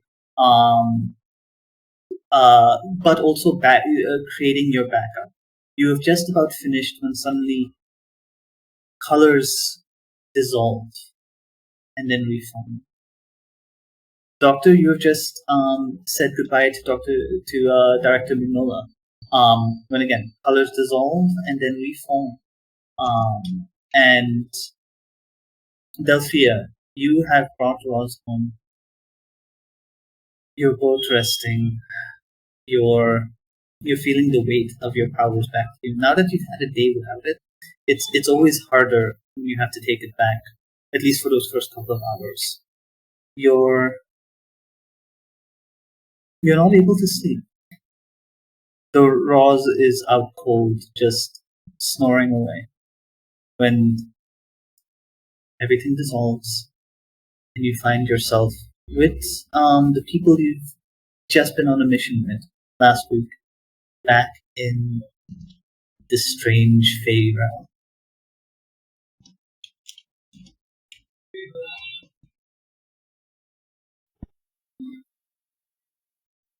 Holy I shit. think Simona would have been using the time that you guys used to get disillusioned by the humans again, and the human culture and civilization, to like set up a beautiful pavilion of just like you can feel underground that there's like some kind of burnt material that you're walking on, but everything on it is set up to look like the most beautiful fairy ground that you can imagine, with everything that you guys might need, even Screwdriver in his shape, like an isolated space. There's just like a roller skating rink that is empty of everything that he can absorb, and he can just sit down in the middle and do nothing and rest. So yeah, you guys can also describe things that might be in there.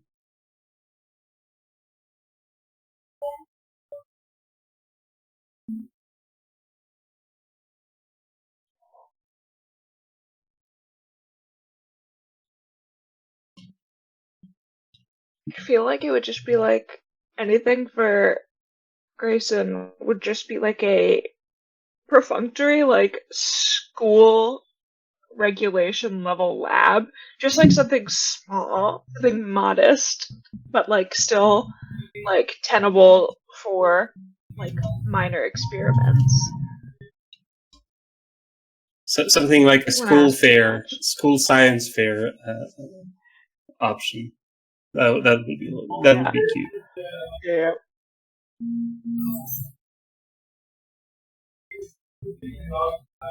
And Simona would, be standing there in the middle, and you can see her hair is much longer than you expected, and her ears are much. It feels like she's grown at least like 6 inches, and you can also see her nails are much longer in the in a kind of a claw-like manner, and she's still her beautiful self, but it is a more feral kind of elf that is not so concerned about fitting in with humans anymore. So, just to clarify one thing, is this you using the Hope of Your People move to mark one ruin to change your form? I carry the Hope of My People to describe how your form changes for a time? Yeah, well, let me just say. No, this is just reshaped by despair, briefly. Okay. So I haven't used. I carry the hope. Okay. I haven't used. I carry the hope of my people. But either way, yeah. Got it. Just checking. But yes, since you've taken the new moves, you may now clear your experience in Ruin Trap. Yeah. And go ahead. And Simona would say, I can provide. And if I can't provide, I will find ways to provide. I have goals that I want to achieve. You guys will have those goals as well, I feel like.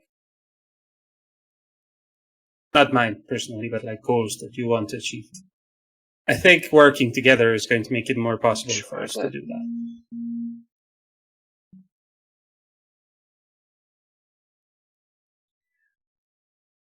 I am inclined to agree. And this is great. Love this. Also, all of this. This is beautiful. Wow. Really wasn't expecting it. How did we get here?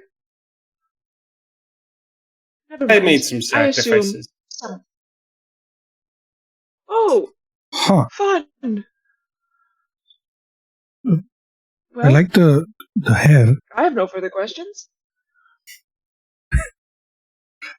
You can see Screwdriver is currently attempting to use his nanobots to make his hair look like Simona's longer. It's not a very good imitation, and because he doesn't know how to control this shit.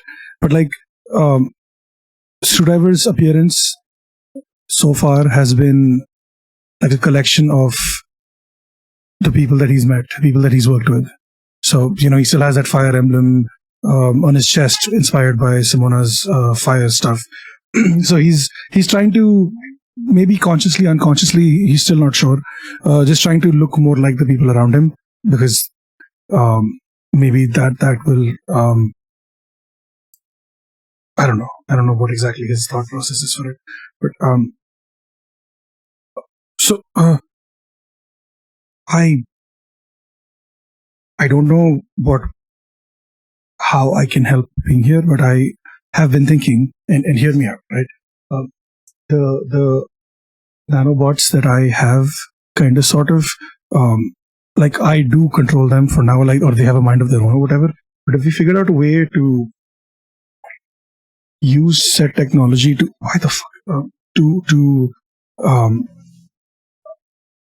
create bodies for the souls of the Fae to kind of inhabit. That's what we're going for right now, right? Like their souls still exist, but their bodies are gone. So I'm okay. I think, Doctor, if you know how to do that, I have no concept of how that works. But I feel like I've been given a gift with this new body, and why not help other people get bodies if they can?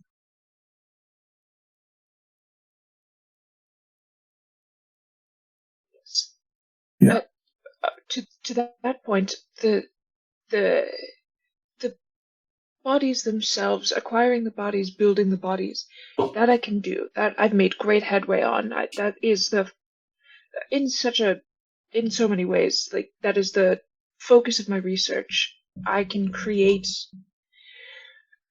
facsimiles of human bodies and Fae bodies, but the challenge that I'm running into is the souls. It would take a cataclysmic event, something that deals great amounts of anguish and sorrow, to kind of bring the souls back. At least that's my understanding of what what was he, principal, what he was doing. That kind of what he was doing to tie Esther back into that form. It took a great amount of sorrow and trauma to bond the body to the soul. I would have to have some kind of a pain factory to bind so many souls to these new inert bodies. But that is all my focus is now. Or, says a voice coming from elsewhere in this realm, you would need an apocalypse. And you look around and you see your Fae liaison. Rosha, am I getting that name right? Or yes, I think that is Rosha. Rosha, yes. Rosha is there, wearing a simple green dress of leaves and holding a manila folder in her hands. And I mean, once you all return to Division, you're going to get a copy of this either way, but I frankly couldn't resist spoiling the surprise. And I wanted to talk with you all in person, or present this to you away from prying eyes. 4 of you have your next case.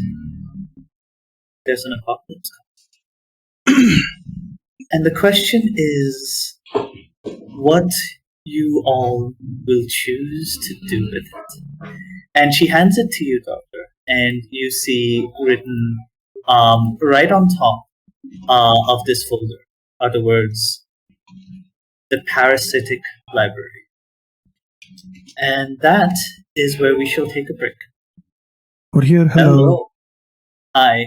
We are back with some very big decisions possibly being made. as our team has another apocalypse on their hands. The question is, what will they choose to do with it? All of you have a chance to read through the document. It's fairly straightforward. These documents are always short. It is a description of a rogue interdimensional spatial entity known as the Parasitic Library that has begun siphoning off valuable intel from the archives of Dimension's records. This Parasitic Library has appeared at various points in history, siphoning information and creating dark ages, data blackouts. No one knows where it comes from, no one knows what it does, but there is the suspicion that this time, as it's returned to the division, it has siphoned off something especially valuable, a piece of especially important knowledge that has been siphoned by a Harbinger who may use this power, this knowledge, to open a door to the apocalypse.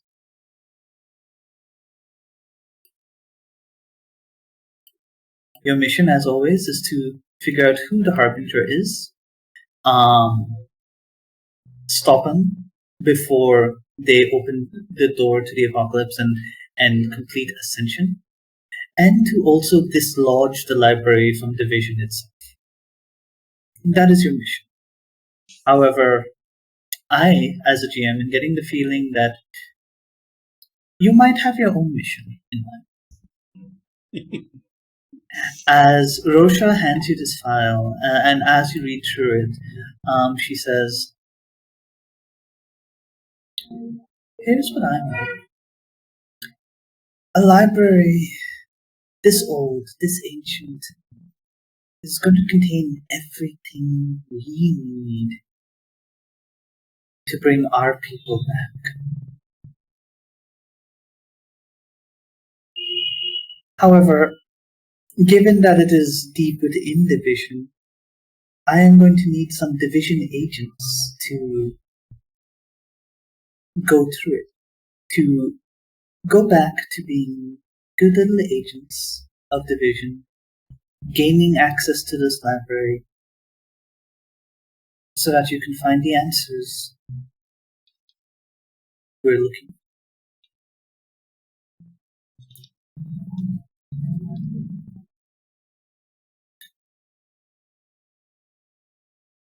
Okay, I want to confirm something really quick, both as a player and as a character in the game. Sure. The mere act of creating an apocalypse is enough for the energy we need? Or do we need the deaths of all the people that follows the apocalypse as the energy? What do we need exactly? As it was told to you, you would need the deaths of an apocalypse, or at least the equivalent trauma and darkness that an apocalypse is about. So it might not necessarily be death, but it would have to be something on the same scale of pain and loss created. It's also possible that this darkness exists as an energy already somewhere that apocalypses just bring out, but that is a highly theoretical branch of psych physics.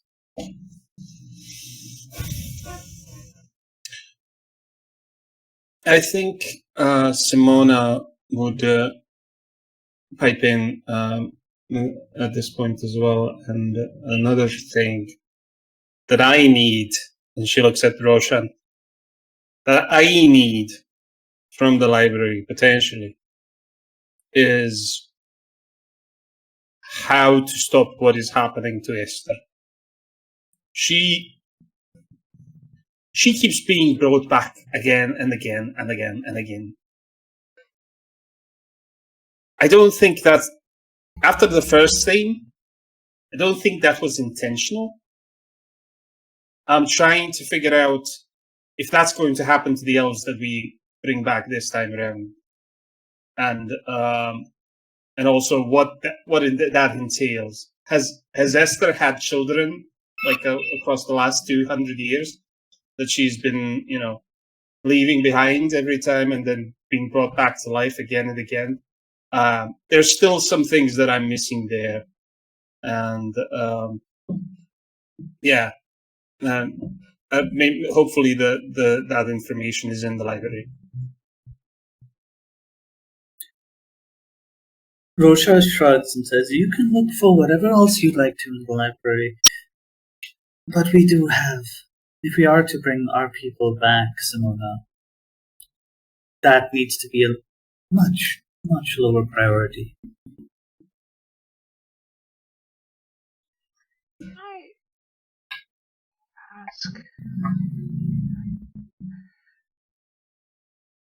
At this point, did we understand what was giving us the dreams? The shared dreams? The dreams of the apocalypse, of the monsters being unleashed, from that you understood was the dreams were specifically sent to you by Amit. He wanted you to be aware of the threat of what would happen if all monsters were unleashed by the kind of darkness that Shadrach was harvesting. Of course, Amit didn't know it was Shadrach at the time, but he did know that monsters were growing more feral for reasons he did not understand. He wanted to warn you. Is that like something that ghosts can do? Some ghosts, yes. They can slip through the astral plane into the minds of people they are seeking. It would be risky, and there is always a chance for there was a decent chance that Amit could have been torn apart by the dreams and memories of other people, of the collective unconsciousness of the universe. But things worked out. Kind of. The dreams happened and Amit wasn't harmed by it, but it is possible for those to do that.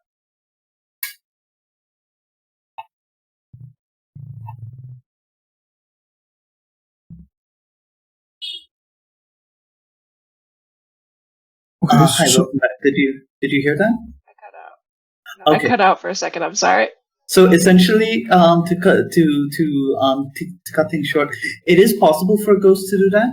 It's very risky for them to do that. Amit could have easily been torn apart by psychic energies, but he risked it and shared those dreams with you all at no great cost to himself.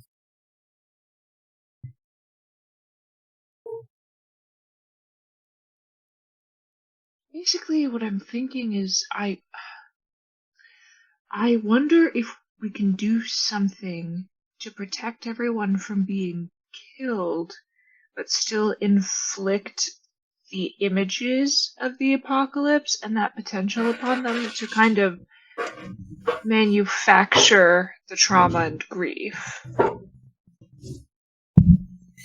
But without a ghost to help us, and the risk that it poses to a ghost, I don't know how possible that would be. So it's something that I might try to invent, or if I could try to enlist help from a ghost, a particularly powerful ghost, if I could find such a one, but some way to prevent the guaranteed death of everyone while still bringing about an apocalypse and also inflicting absolute trauma and devastation.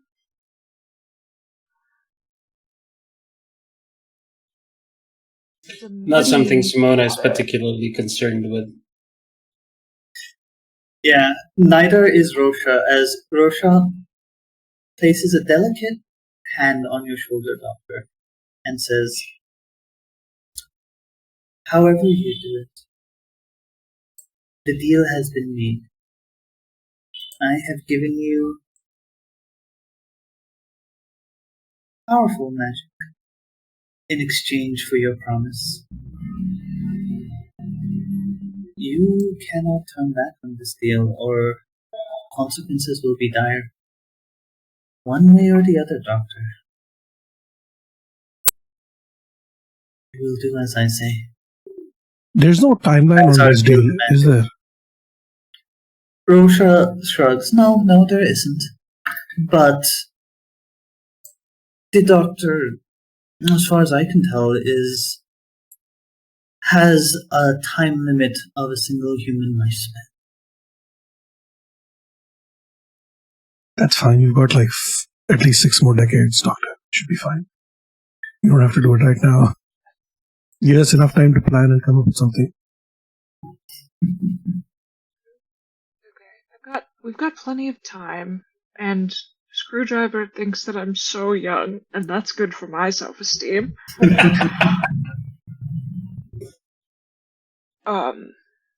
Okay, I'll work on this, but if all else fails, the Doctor put a little bug hand on Rasha's shoulder. I will not let you down. I made a promise and I fully intend to keep it. I just hope to prevent any further death, if I can. If she smiles at you with catching your eye with genuine warmth, and suddenly every dream you've had for the past week comes rushing back to the forefront of your mind. And she goes, I thought as much. Simona just rolls her eyes. You were saying something, Screwdriver? Yeah, I was saying, if all else fails, I can just wish for it to happen. Right?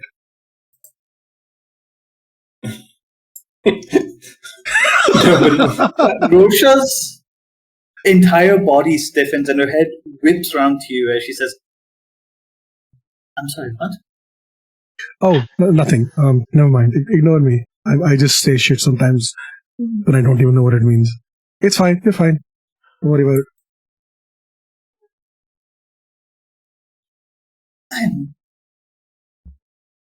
We're coming back to that later. Screwdriver, was it? Yes. It is Screwdriver. Yeah. Alright. Be careful with wishes. They are bargains made with reality, and reality is crueler than what you would expect. They allowed my people to die.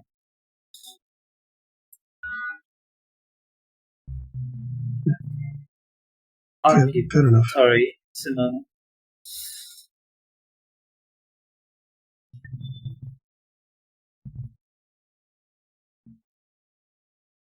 Okay, are we gonna fight this library now or what? You don't fight a library. You investigate it. Did you? Yeah, potato, whatever. Fair enough. Whatever. I have handed you the information you need. It is yours to do with as you. And she turns, and as she does so, it's as if there's a corner that you did not see that she simply slips into and she's gone.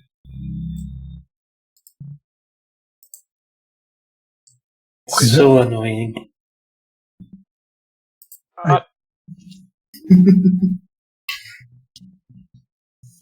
They're kind of weird, but cool, I think. It's obviously like Simona is my favorite, but like if I had to choose, but like they have qualities that are not so bad, I guess. I wouldn't want them to be part of our team, but you know, Yeah. like a Fun guest, fun pop-in. yeah, exactly.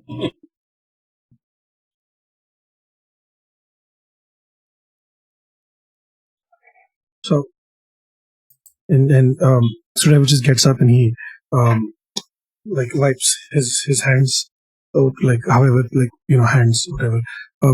So how do we get there again? How do we get out of here? I mean, well, that's my question to the GM above the table. I will say, in this moment, given what you... Yeah. Oh, go ahead. Should we just Go go ahead. directly Sorry. into the library?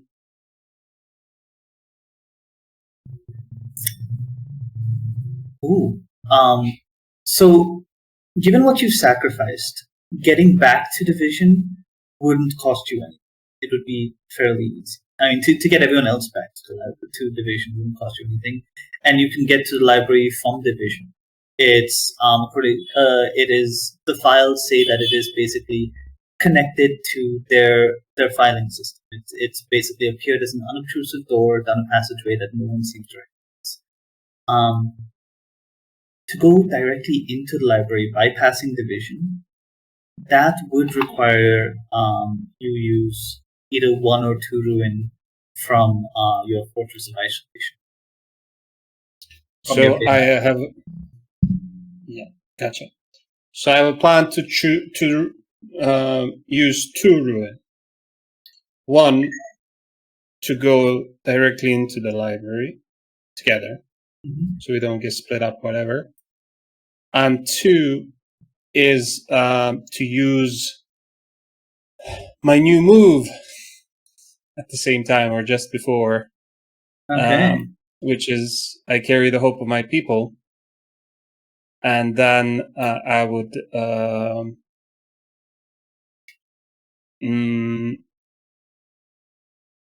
temporarily gain another power of darkness from any playbook. So I'm guessing for this type of mission, maybe for the duration of the mission. Let's say that. Okay. Above the table. After this session, we have just basically 1 session left. At which yes. So I would say yeah. For the rest of this mission, however that turns out, this power will be active. Sounds good. And I would choose the move, not one of the last moves, but the move. So I do want to specify that you're getting a power of darkness, which is not one of the move sets.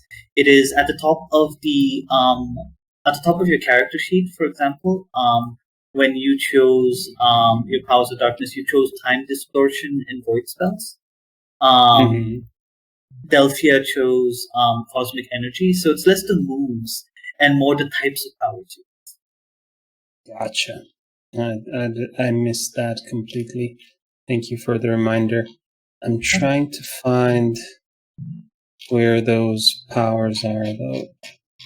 I deleted most of them. I left only the ones that are on the sheet right now.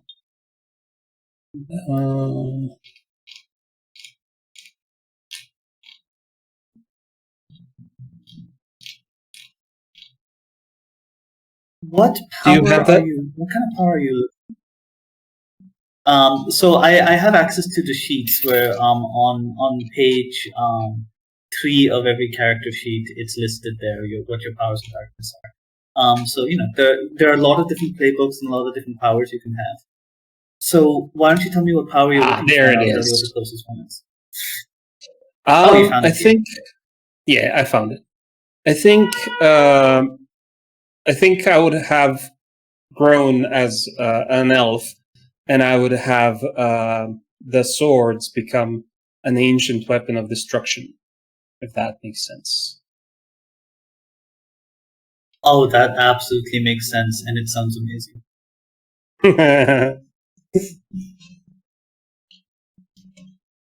I think they would still remain 2 swords, but they're kind of legendary now. Yeah, but they now, using the ancient wisdom of your people, the memories, the spells, the swords use sympathetic bindings to connect to an ancient elven legend. These have the power of the swords from that story. They are, in some ways, the swords from that story, but that connection is weak and tenuous. It won't last. But it's there. And as long as those swords are connected to you, anyone else touches these swords, they are powerful swords, yes, but still not the ancient weapons of destruction. In your hands, though? their swords of story. So yeah, before we leave for the library, I would explain the plan to everyone so that they don't have any contact with Division anymore if they don't want to, and if they need something and still want to go back to Division, let me know now. I feel like we left on not the best terms, so I'm good not seeing them again. Wait. Worry what would happen If to we- Roz.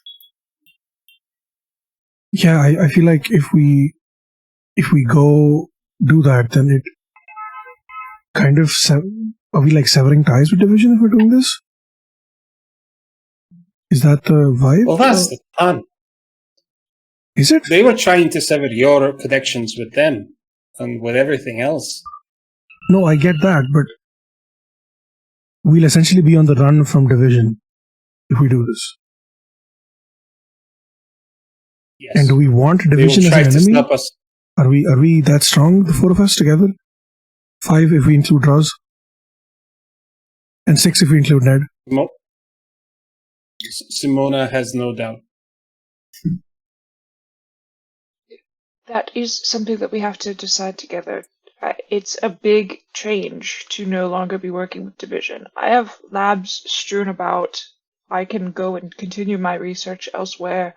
But I'll tell you this, Screwdriver, they enlisted my help to assess your threat level to them and their business. And, I was going to, no matter what, say, they're chill, but I don't know how long you would have gotten away with staying in this body. They want to control you. They want to keep you as benign as possible to them.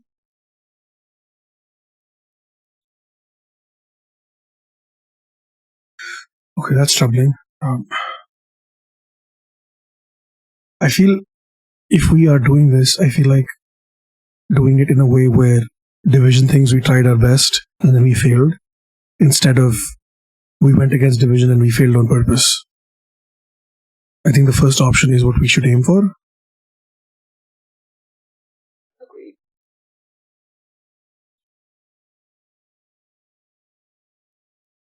So, A long life as refugees if we had to run away from them forever. yeah.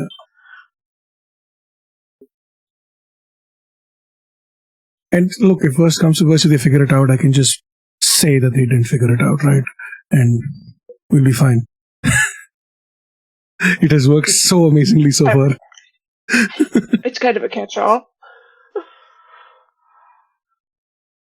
I'm okay with making it all look accidental, giving it our best shot, but, Yeah. What do we think? I think that's a rather sound plan, honestly. If we make it look like we did what we could, and just maybe things didn't work out, or maybe we were too late.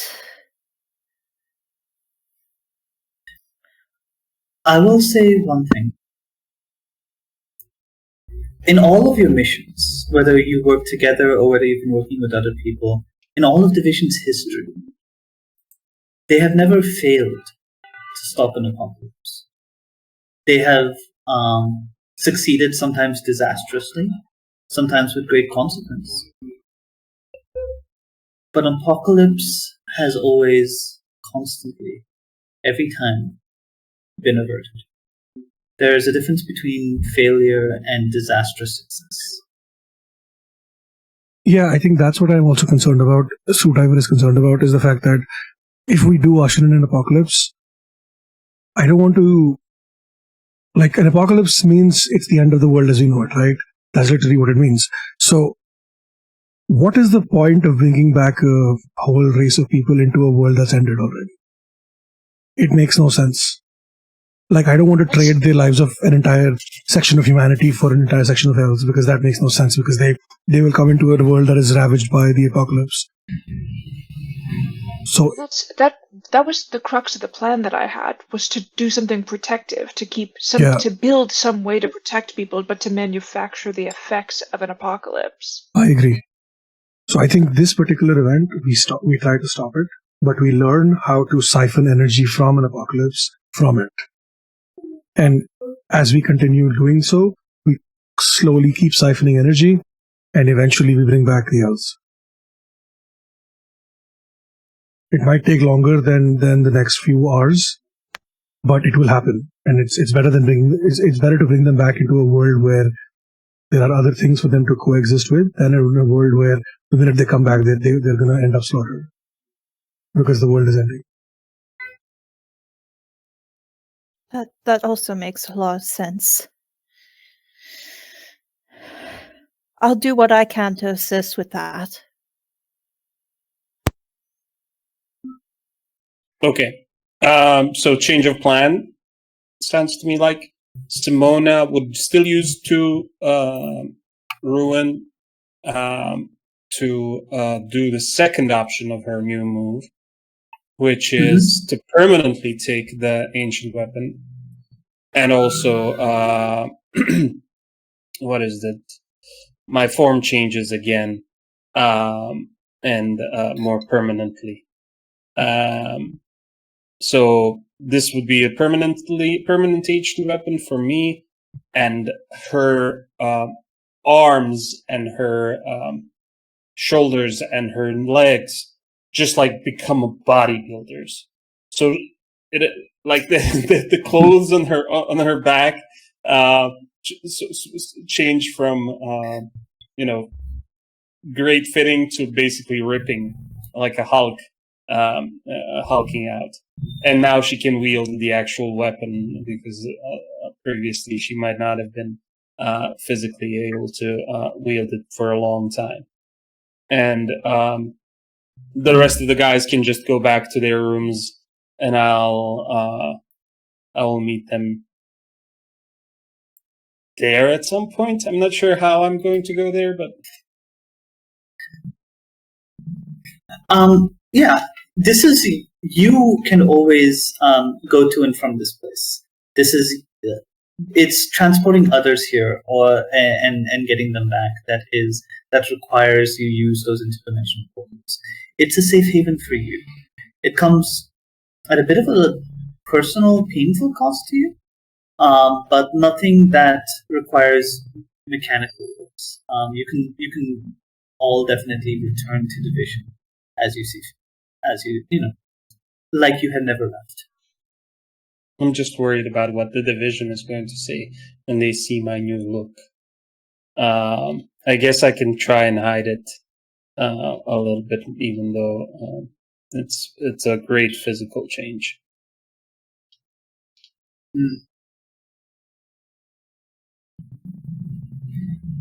So you're returned to division. Moments, in fact, almost the exact moment you left is when you are returned. To anyone watching, it would appear like you flickered in reality first before coming. However, there was no one to watch. You were all, aside from perhaps maybe Screwdriver, under surveillance, you are all fairly alone.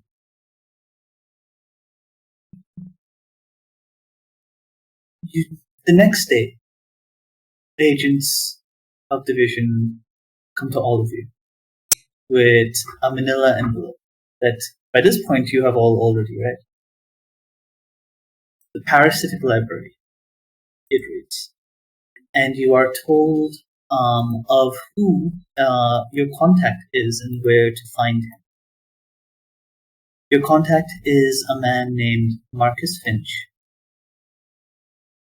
Now, one of you has worked with Marcus Finch before. Why did the two of you part on less than polite terms?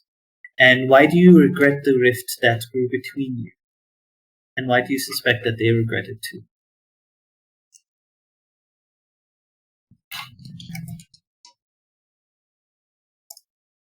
I was in the Mercy Mansion last time, so I'm not doing this one this time. Okay. Marcus? Alright. Does Marcus work with the library, or is Marcus just a division Marcus suit. is a division suit, more or less. Okay. I feel like I probably... Yeah, he's kind of like Sorry. the division's archivist. He's the closest the division has to librarian. He's kind of one of its many record keepers, because record keeping is as important to division as anything else. I think I might have been doing research in Marcus's domain, and I think that I got frustrated with the amounts of red tape and like form filling out that I had to do to like access some hierarchical division documents. And I think that that just resulted in me kind of failing in one of my missions. And I think that I said some choice words to Marcus, who up until then I had we'd probably worked together in the past, even before that mission, and I think I just ended that long working relationship and friendship where I was just like, you were one of the first people that I trusted in Division, and now I can see you're just a stooge. You aren't any different from all of the people who enlist all of these lines. Now, the other question is that this is not Division's first encounter with the library. Once, a long time ago, it was used to secure something incredibly dangerous, with its siphonous nature conveniently erasing all records of the mission. One of you was involved in the mission, and one of you is just this morning realized that you are the only person in existence who even has a fragment of memory from what that mission was. You don't remember much about that mystery, but you know that everyone else forgot it completely. Why are you the only person from that ill-fated team who is able to recall scanned fragments about the catastrophe that happened?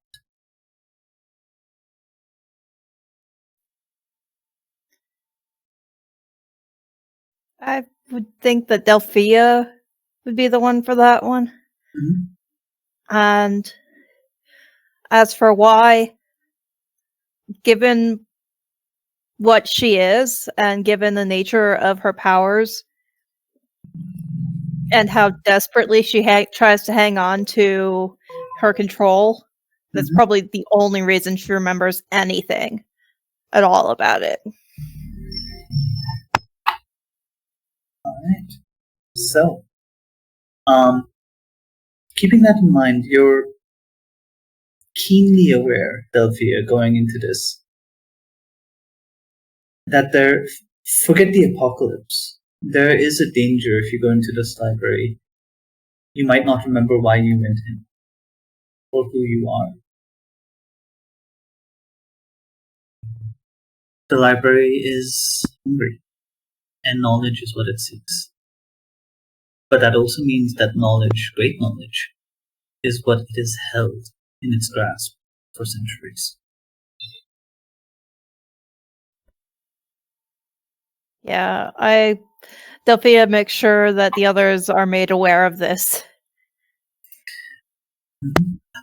Doctor, you are officially given custody, sort of Screwdriver. He's released into your he's released at your responsibility, saying, as Director Mignola says, we need a being with omniscient powers, psychic abilities, someone of Screwdriver's strength against a library like this, and you can conduct your assessment, Doctor, as discussed, on mission. I trust that is satisfactory. Absolutely not, but sure, whatever. Will do. Yeah, it'll do. It'll do in a pinch. Your complaint has been noted, Screwdriver. And with that, you are sort of left to head down to several you have to take the elevator to go down a couple minutes to several sub-basements of Division headquarters, where you see in what appears to be like a fairly innocuous hallway, Marcus Finch, who's made a little bit of a campsite of sorts outside of a certain passageway. There's like he's heating up a tin of beans.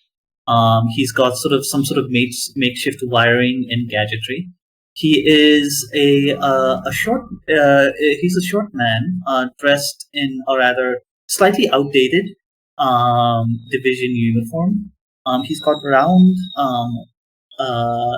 wiry glasses, dark complexion and short hair, and he's sort of wringing his hands nervously, and jumps as he hears the four of you approach.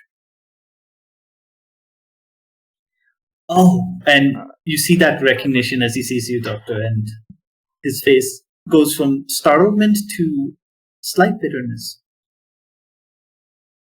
I rock up to the, like, as we're all rocking up to the scene, I approach with, like, the trepidation and, like, that same kind of bitterness. I look and see that he's heating up a tin of beans, and I'm holding a tin of beans.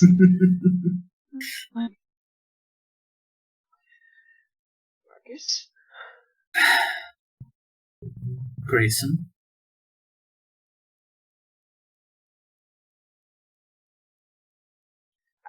This is your show that we're walking into, so why don't you give us the lowdown?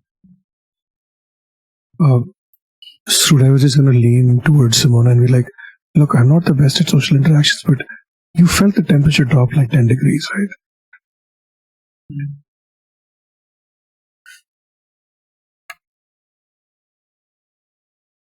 He shrugs.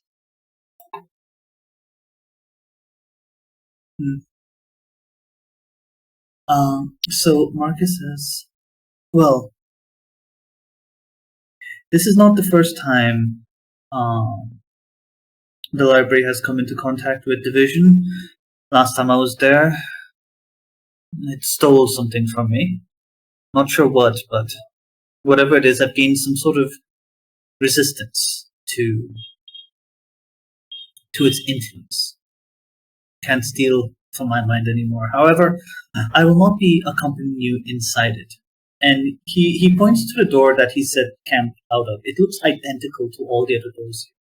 But you can see like rows and rows of bookshelves. I can give you, I can guide you through the library, tell you of a couple of the dangers you might find in there.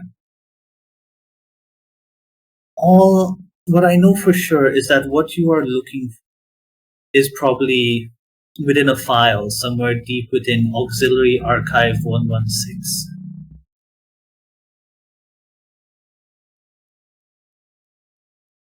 The library has adapted to Division's, at least on the surface, to Division's archival system. It's, well, as soon as you enter, it's going to look exactly like the Division archives. Its information will be stored according to our filing system. However, the deeper into the library you go, the more that will change. You go too far, not only will you not come back, we out here may not remember you ever existed.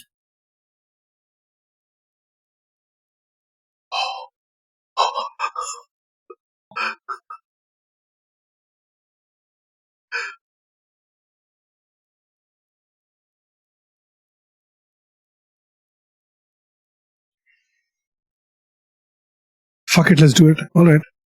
I'm in. Yeah, I guess, okay, ominous. Ominous and scary, fine. Out of curiosity, Doctor, are you carrying Ned with you? Ned's in his baby Bjorn, yeah. Okay. Ned looks around and says, Also, Ned looks a little bit like Marcus. Just like a little bit. Okay. Ned feels the vibes coming off, the animosity that's coming off between you two, and he looks up at Marcus and he says, "It did not take a parasitic library for the Doctor to forget all about you, Marcus."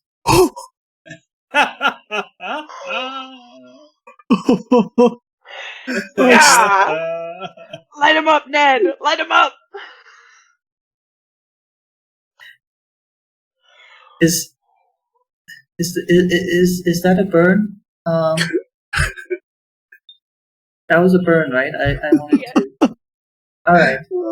Ned has more Yes, it is, personality my than man. Screwdriver And then does. all of the bug arms go down to high five him.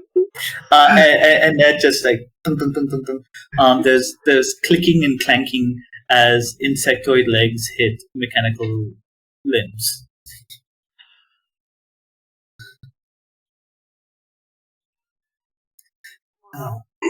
Marcus just steps aside and gestures towards the door.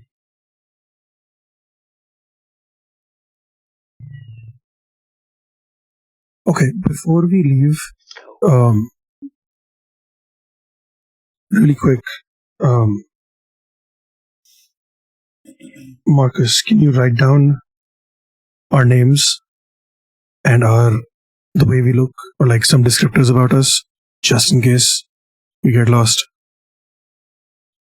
Marcus shrugs and says, "I mean, sure," and he begins writing it down. But the library eats information. And he finishes writing everything down, and then in a small notebook that he's carrying, and he puts it away, tucks it in, and then he tosses you a book. Thick letter bound. It says the history of magpies in North America. And you flip it open. Pages are completely blank, aside from the page numbers. This is so cool, but also absolutely terrifying. As an omniscient being that knows everything, a creature that eats knowledge. Holy shit!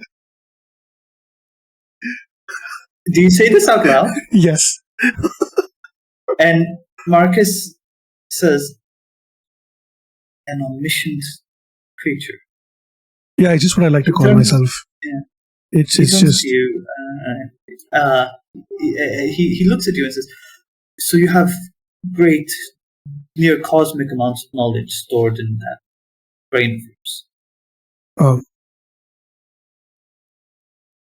Maybe. No. You realize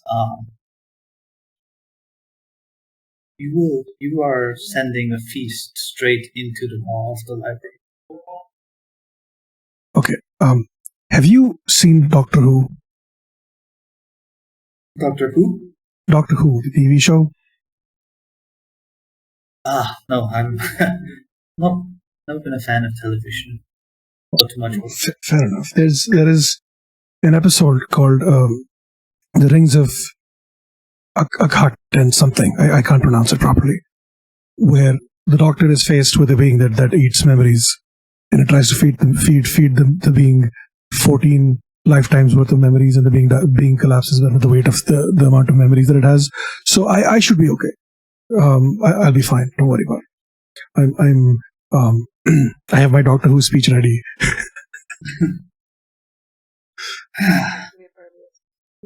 Well, Grayson, it looks like your allies have as much hubris as you once did. Still do, I imagine. I can't tell if that's an insult or not, but whatever. From this guy, I wouldn't be insulted by anything. Oh, I high five Ned. Ned just clink, clink, clink, clink. You should be fine. I mean, okay, is that actually something that we should consider going into this? Is whatever knowledge-eating entity going to be immediately attracted to us because we have this cosmic being of endless knowledge here? Well, it would be the first time somebody's attracted to me for my brain, so okay. Honestly, Screwdriver. This sounds like the perfect time to use your knowledge screwdriver and your wish option. Because wishing the this is the pigeon speaking, not Simona. But wishing us for the four of us to, be immune to the library. Oh. See the downsides to it. Oh, fuck. I could give you the bubble. You know what? Fuck it. I'm gonna use my ability to whisper a secret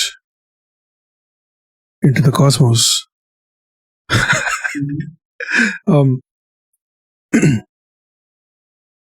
Whoever enters the library in the next 30 minutes will be immune to its abilities for eternity. All right. Go ahead and roll. This is too overpowered, Arman. What have you done? What have I done? What has Ari done? Okay, watch. Please, good rolls, please. It's an 8. It's an 8! It's an 8. Okay. So, on an 8 to 10, you encased the truth and the lie. Go ahead and make your choice from your list.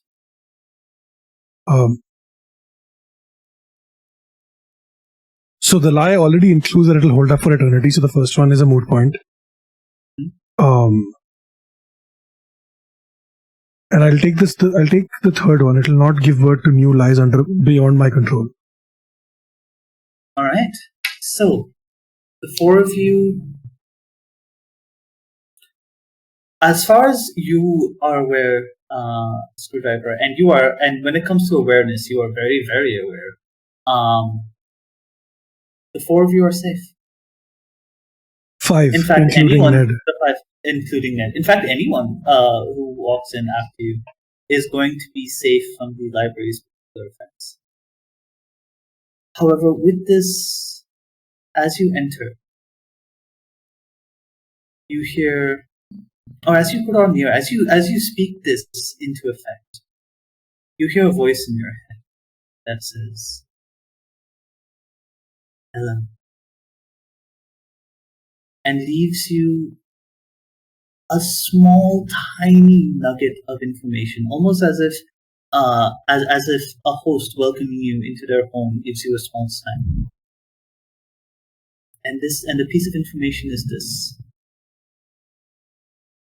the last time you tried to use this power to speak a truth into being, to break out of your cage, that is what summoned the library here in the first place.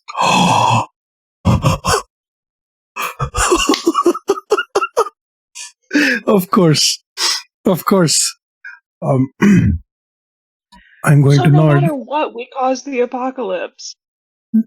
Well, there's still a chance for you to stop it, if that's what you wish.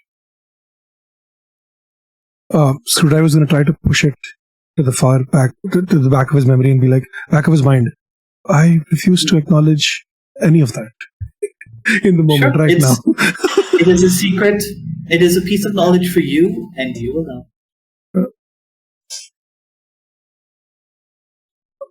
Okay, so you step in, and the first thing you see are the stacks. This is just a labyrinthine series of looming bookshelves that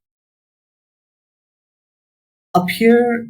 The main difference between this and the archives that you've seen of Division, which all of you have been to at one point or another, they're just stacks and stacks of like cardboard boxes holding files within them, going on for a very long while. The difference is, whenever you are in the Division archives, you can see the wall. You can see the other end of the room. That's not the case here. You step in, and some of you have augmented eyesight. Some of you have naturally gifted better eyesight, and some of you see as normal humans do. None of you can tell where the rows and rows and rows of stacks of files and cardboard boxes ends. Is there a way to mark where we entered in case we need to make a quick getaway? Where you entered, sure, there's just a door. There are no other doors at the moment. It's just a long, endless room.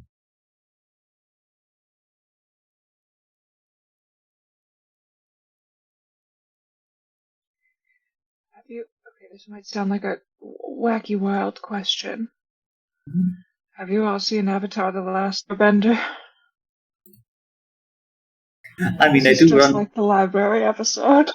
I do have Wan Shi Tong's adventure book, and that was the very first Avatar game I ran. So I'm very familiar with that vibe. I think Simona would like Wan Shi Tong. Probably. Wan Shi Tong, the knower of 1,000, 10,000 things. But yes, Wan Shi Tong is not here. Instead, here to greet you is a spectral apparition of a man, slightly balding, wearing a slightly worn tweed jacket and press slacks. He manifests in front of you, smelling of old books. And he says, "Well, hello there, and welcome to the library. I do love visitors. It's a shame they never seem to last long. Never mind that. Where were we? All of you, you are so interesting. I feel unspoken words vibrating about you like a beehive. So many secrets, just desperate to burst out." And Screwdriver, you immediately feel the knowledge that you brought this parasitic library here. Suddenly it's on the tip of your tongue. But you still have control. It's not out yet. The librarian says, "Now, what can I do?" It was my fault. I brought this thing here. Oh no. Oh fuck. I'm so sorry. Oh, well, I guess I Always didn't go have for to the big- tempt you to reveal your secrets after all. Wonderful. I don't like Screwdriver, what? people holding things over my head. Firstly, I just recently got this head, so I've only just learned that. But also, yeah, I kind of fucked up. Okay, I tried to escape. I tried to get the Faraday cage around my thing to stop working, and I may have summoned this thing here. It was not on purpose, I swear, but it's here now. So I'm sorry? Question mark. Are you or aren't you sorry? That's very important for our records. Oh, most definitely. I did not want to cause chaos. It was just to, get access to the internet so I could upload shit to GitHub. It was literally just that. Fantastic. Wait, are you the library, or are you like the librarian, or what is your vibe? I am the librarian. What are you talking about, the library? This, and he points to the rows and rows of shelves and books. This is the library. I am the librarian. No, but are you the conduit through which the library speaks? Is that what this is? I don't know what you mean.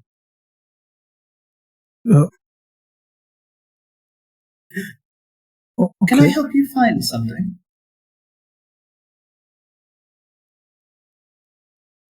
Why are we here again? Well, Forgetfulness. That tends to happen to visitors. It's the first sign. First stage, sorry. No. we're here to solve. We are here to stop the apocalypse, presumably. Okay, so people have. There's information from Division that is being absorbed out of this library. Information is going missing from this library. The other Oh, way I around. assure you, it is not missing. Oh, We are into this library. the information isn't missing. We are keeping it. Any information that comes to the library is stored safely, kept secure. Yeah. And the division wants us above the table. the division wants us to get the information that has been siphoned off from them and take it out of the library. I want something completely different. That they also yes exactly. The division specifically they suspect that a Harbinger might be here. They want you to investigate that as well, and stop any apocalypse that might be happening. But yes, you have different goals in mind. So, since it's a library, we can ask for any information, check it out, read about it, return it. That's like, so it works like a literal library then? I don't know what figurative library you're referring to, but yes, that is how it works. You cannot, of course, take any information past the library's bounds, but you're welcome to peruse as you wish. So, but if we learn something in the library, can we leave after having learned it, or do we have to forget that we learned it? Of course. Oh, my dear person, I am not certain what kind of libraries you have been going to, but no, we encourage the sharing of information. Why and who can access this information? Anybody who enters? Do we need like a library card or? Oh no, those are so fragile. So, but how do you keep track of who accesses what information, and if they're doing it for the right reasons or for nefarious purposes?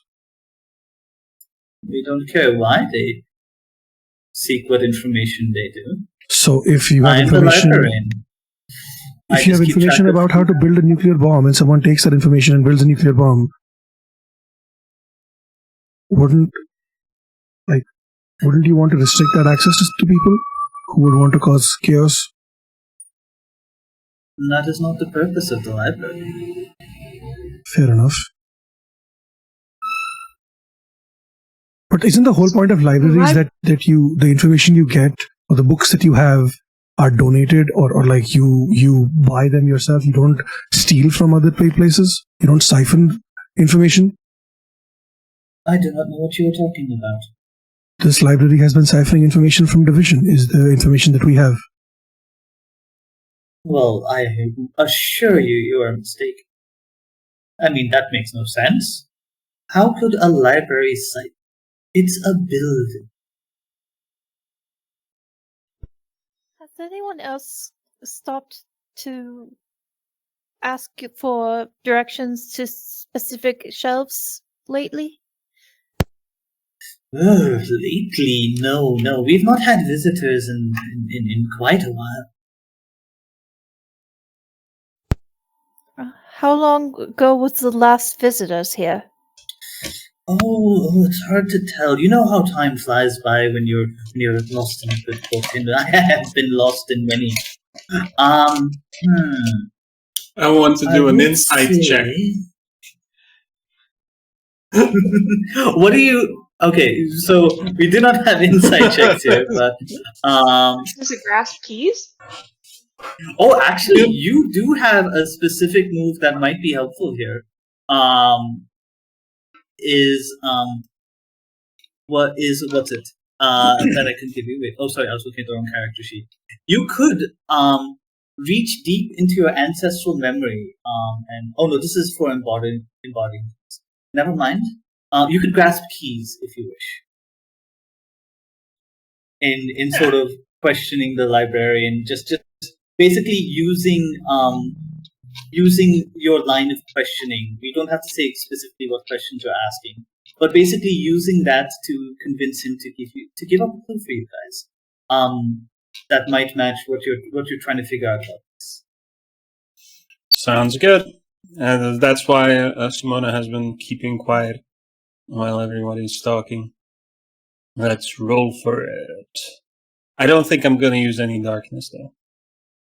So, 0 darkness. Okay. That is a 5. A 5. Okay, so what happens here is you start questioning things a little bit. And he he eventually just starts leading you through the stacks. And this thing says, well, let me see. The last time there were visitors here, well, you must understand, we we tend to bounce around time a lot. Has basketball been invented yet? No. Yes. I will leave that to the experts. Yes, it has. The current year is, and she'll say what the current year is. Oh my! No, we haven't had visitors for well over 612 years, 4 months, 3 days, 2.5 minutes, roughly speaking. Leading you further and further away from the entrance you came. And you start seeing now finally that there might not be other walls, but there are passageways where the layout changes, where it's not cardboard boxes stacked on like metal shelves. Instead, you start to see shelves, bookcases made of wood, off to the distance, if you want to go that way, or that way, or even ahead of you. The layout of the library, you can see far away. You're starting to see glimpses of change, but he eventually, still in very much division territory, comes up against a box and pulls it out, and he says, "Ah, yes, this, right here. This is the last time people visited. They came here to drop this, and you see this is a very ancient scroll." And he unfurls it and he starts reading from it. Let's see. There's it's a prophecy. Yes, Mercy mentioned, destroyed. Ghost of a werewolf clone. Darkness, dark motes of light. All very interesting. Like, we can never make out heads or tails. Simona would just grab it. You try. And the light, and you know how in a dream you can be running towards something and you never get any closer to it? Yeah. The same thing happens here. You reach for it and you grab it, and the librarian is, without moving, still very much out of your reach. And he says, "Oh, no. If you, this is highly prize this thing. If you truly want this, you're going to have to give up information of your own."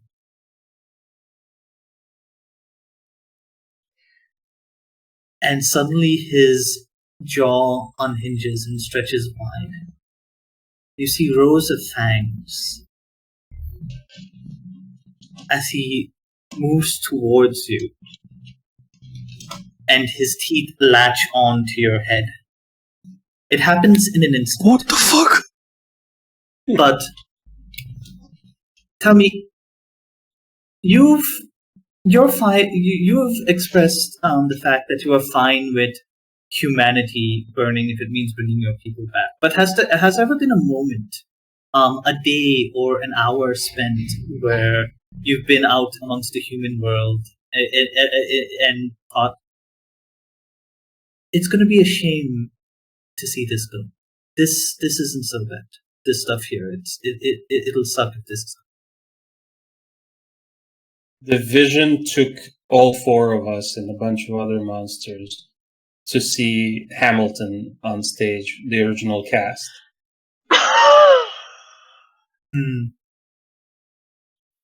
Damn.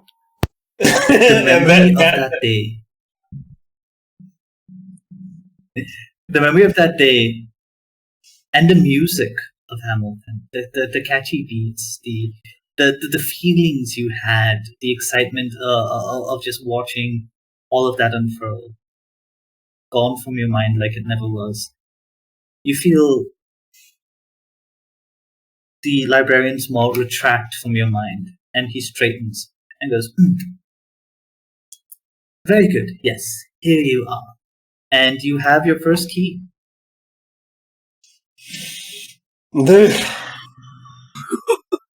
Holy shit.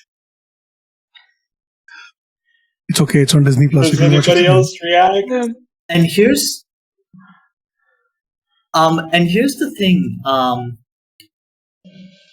This is written entirely in phase script, into a script known only by the upper echelons of your people. And it is stamped in the same handwriting. It is signed with Division's logo in that ancient script. Someone from your past worked for Division. A seer.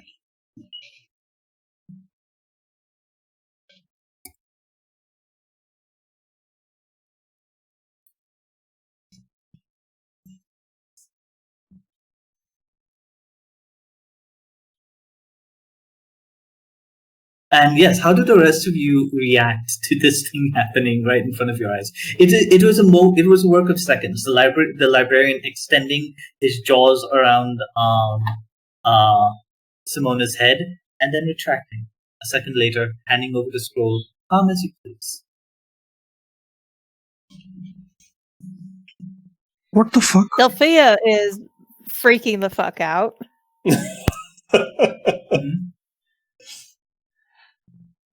I know you can't tell us what you gave them, but I sincerely hope it wasn't a dear and precious memory.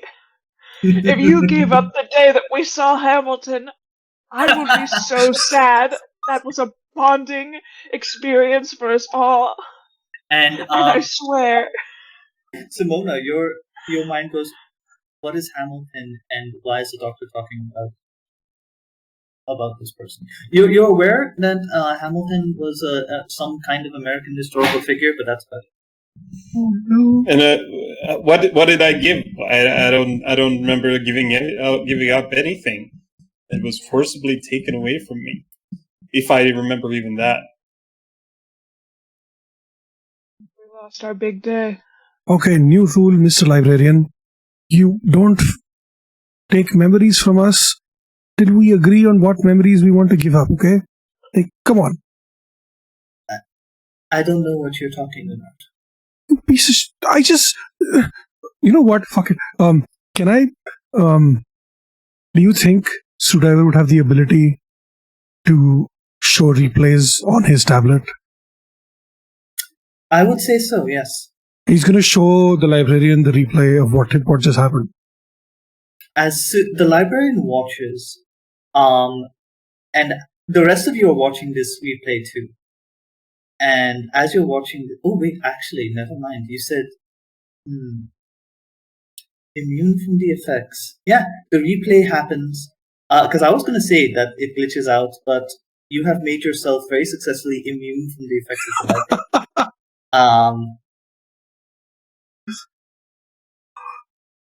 But not the librarian.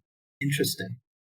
But still, I will say that changing information, erasing it, and altering it is an effect of the library. Stealing a particular memory from a person tangibly in front of them is the librarian. I am interpreting your words very carefully. So the librarian watches this. You all see the librarian clearly reach out, translucent, blue and translucent as he is, take that memory from Simona and return. But the librarian watches it and says, "What am I supposed to be saying?" You just did. Yes, I handed over the scroll to this fine young elf here.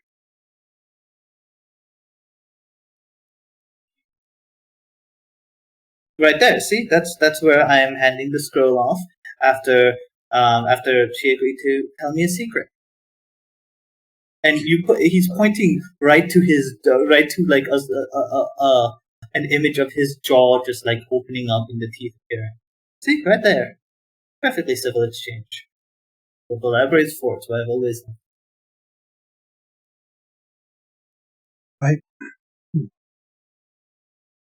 What is your name? Not important. I am the librarian. Okay. Do you know your name? Nothing important. I am the librarian. How long have you been the librarian? This is not important. I am the librarian. You're trapped here. What was your job before you were a librarian? I don't understand why these questions are so important. I'm just trying to be friends, you know? Friends. With each question you ask about trying to figure out his nature, you see him grow a little taller. You see his fingers, those of you know, that start to elongate a little bit. And he goes, I do not have friends. I am the librarian. Oh, that's so sad.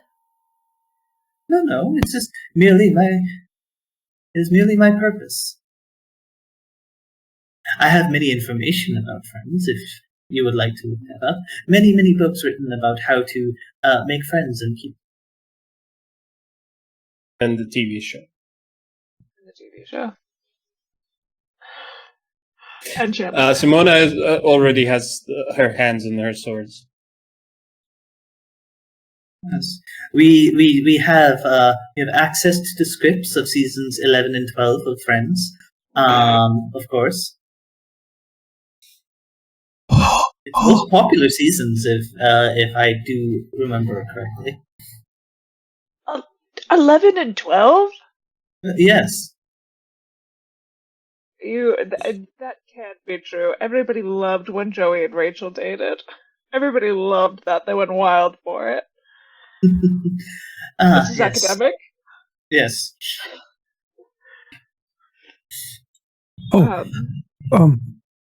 Here's something from... do you know what the dinosaur sounded like? Do I know what... I mean, there are certainly many descriptions of that here in the library. I've never, of course, met a dinosaur myself. Oh. Why not? Why can't the library travel back to the time when dinosaurs were around? They probably have a lot of information. Because dinosaurs are boring. They don't read. And they Dinosaurs? don't store information. There's no way to disprove dinosaurs didn't read.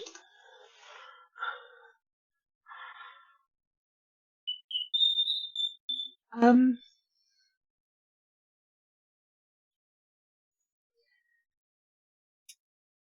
still reeling from the fact that he said dinosaurs are boring. He will amend that. He says, we have many books about the dinosaurs, of course. We have a whole section dedicated to paleontology. But dinosaurs themselves are unnecessary in the library. Could you imagine? Before Simona acts, I just want to double check. She understands, and she saw on Screwdriver's screen that this thing attacked her and did something to her head. Yes. She would cut him down. If nobody just else, take your sword and swipe through. Swipe through with both of the swords. Yes. Okay. With ancient, the librarian is mythical swords. Exactly. The librarian is beginning to list off the many various authors and information they have, books they have about dinosaurs, and who wrote them, what volumes they are, what sections of the library they're in. When you pull out your swords, swipe through, and with barely enough time to even make half a scream, vanishes in a puff of smoke, destroyed, seemingly by the blaze.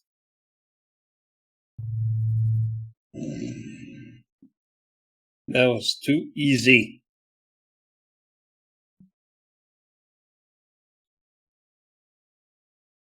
I don't know what it took from me. But you gotta be careful around it. That's what I warned all of us of before we set foot in here. don't like this place at all. I'll tell you this, Simona. The memory that you gave up is more precious than I can tell you in words. And there's no way to get that back. And for that, I am eternally sorry.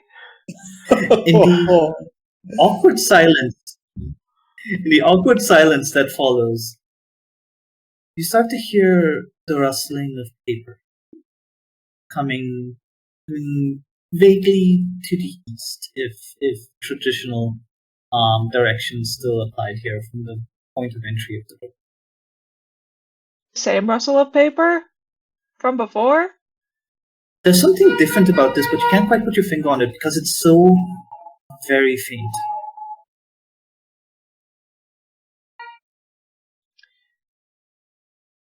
Okay.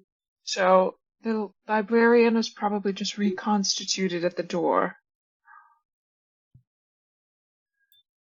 Maybe it's only a matter of time before they find us again, and maybe we should try to conduct whatever investigation we want to conduct maybe quickly. But I'm not sure what we should be looking for. We don't really know which files are missing, and we don't know. Somebody maybe wanted something to disappear out of the files of division and brought it here, or this library found a way to eat it from afar, but I don't think that could be possible. No, but I thought I brought it here, right? You hear... You brought the library. Yeah, you hear a thumping sound.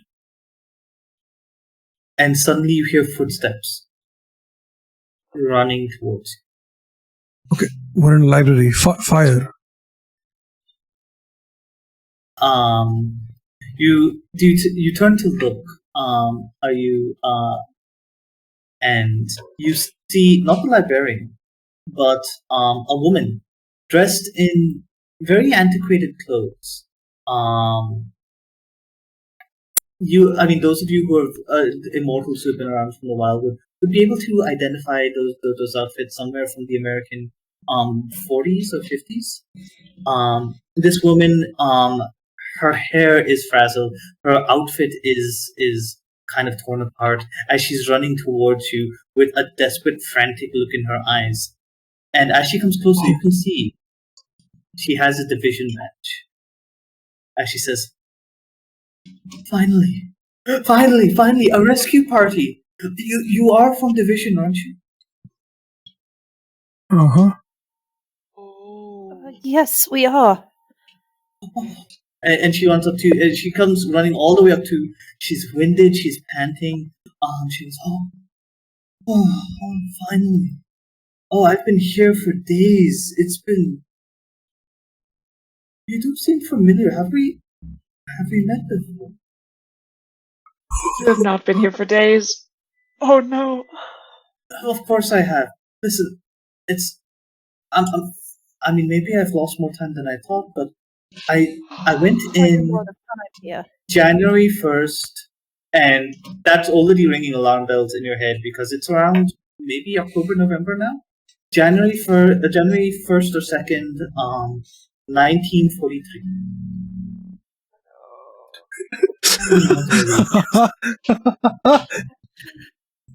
It's been... Oh, fuck.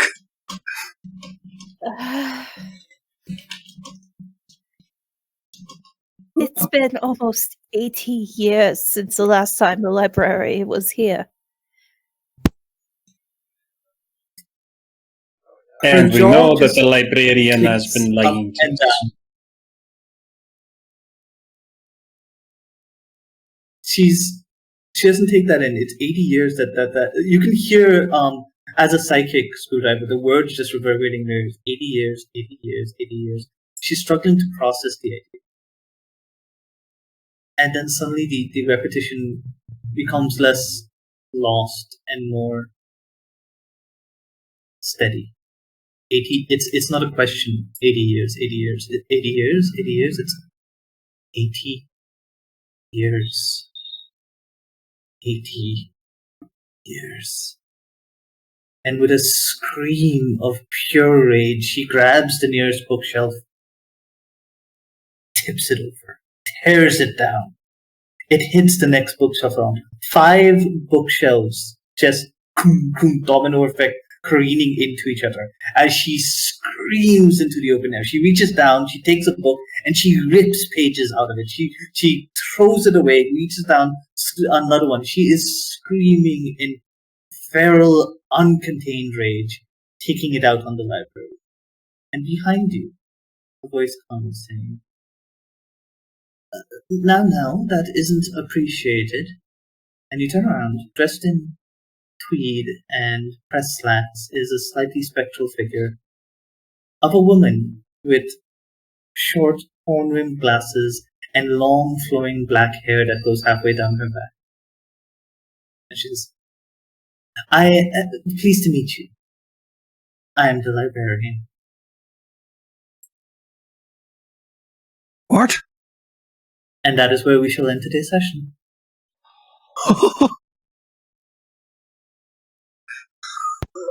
Dun dun dun. What do you mean by that? What do you mean by that?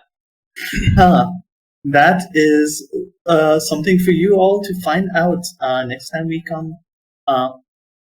Next week, our last session. Oh, it's not next week. It's 2 weeks from now. It's 2 weeks from now. Our last session. Oh, that gives me That gives me more time to prepare terrible fun things for you. I will say, this adventure is. I want to shout out to the writer of this adventure because it's just delightful. This is included in the main game. It's the Parasitic Library, written by Josh Itty. I hope I'm pronouncing it right. It's delightful. Damn. I can't believe this. All right, Steve. Would you like to take this out? Sorry, what? I didn't hear the rest of it. Would you? Is there anything you'd like to say at the end of this stream? Oh, yeah. So, thank you for vibing again. This was a lot of fun. As always, this has been an absolute vibe for real. Pantsless Tables is doing a bunch of really cool shit the next few weeks. This is going to be our last actual play for about a month and a half because I'm going to focus on the big June Pride event. But we end May 31st, which is our next final session. That's going to be next 2 weeks from now because I have family plans for next week. I'm going home for a week. But big charity event happening June 28th to 30th, which is going to be announced on the Discord and on Twitter in the next 2 hours or so. And also we have our first, not first, but we have an official Pantsless Tables Twitch channel, which is active. And we will run our first official stream on it for the Big 48 thing.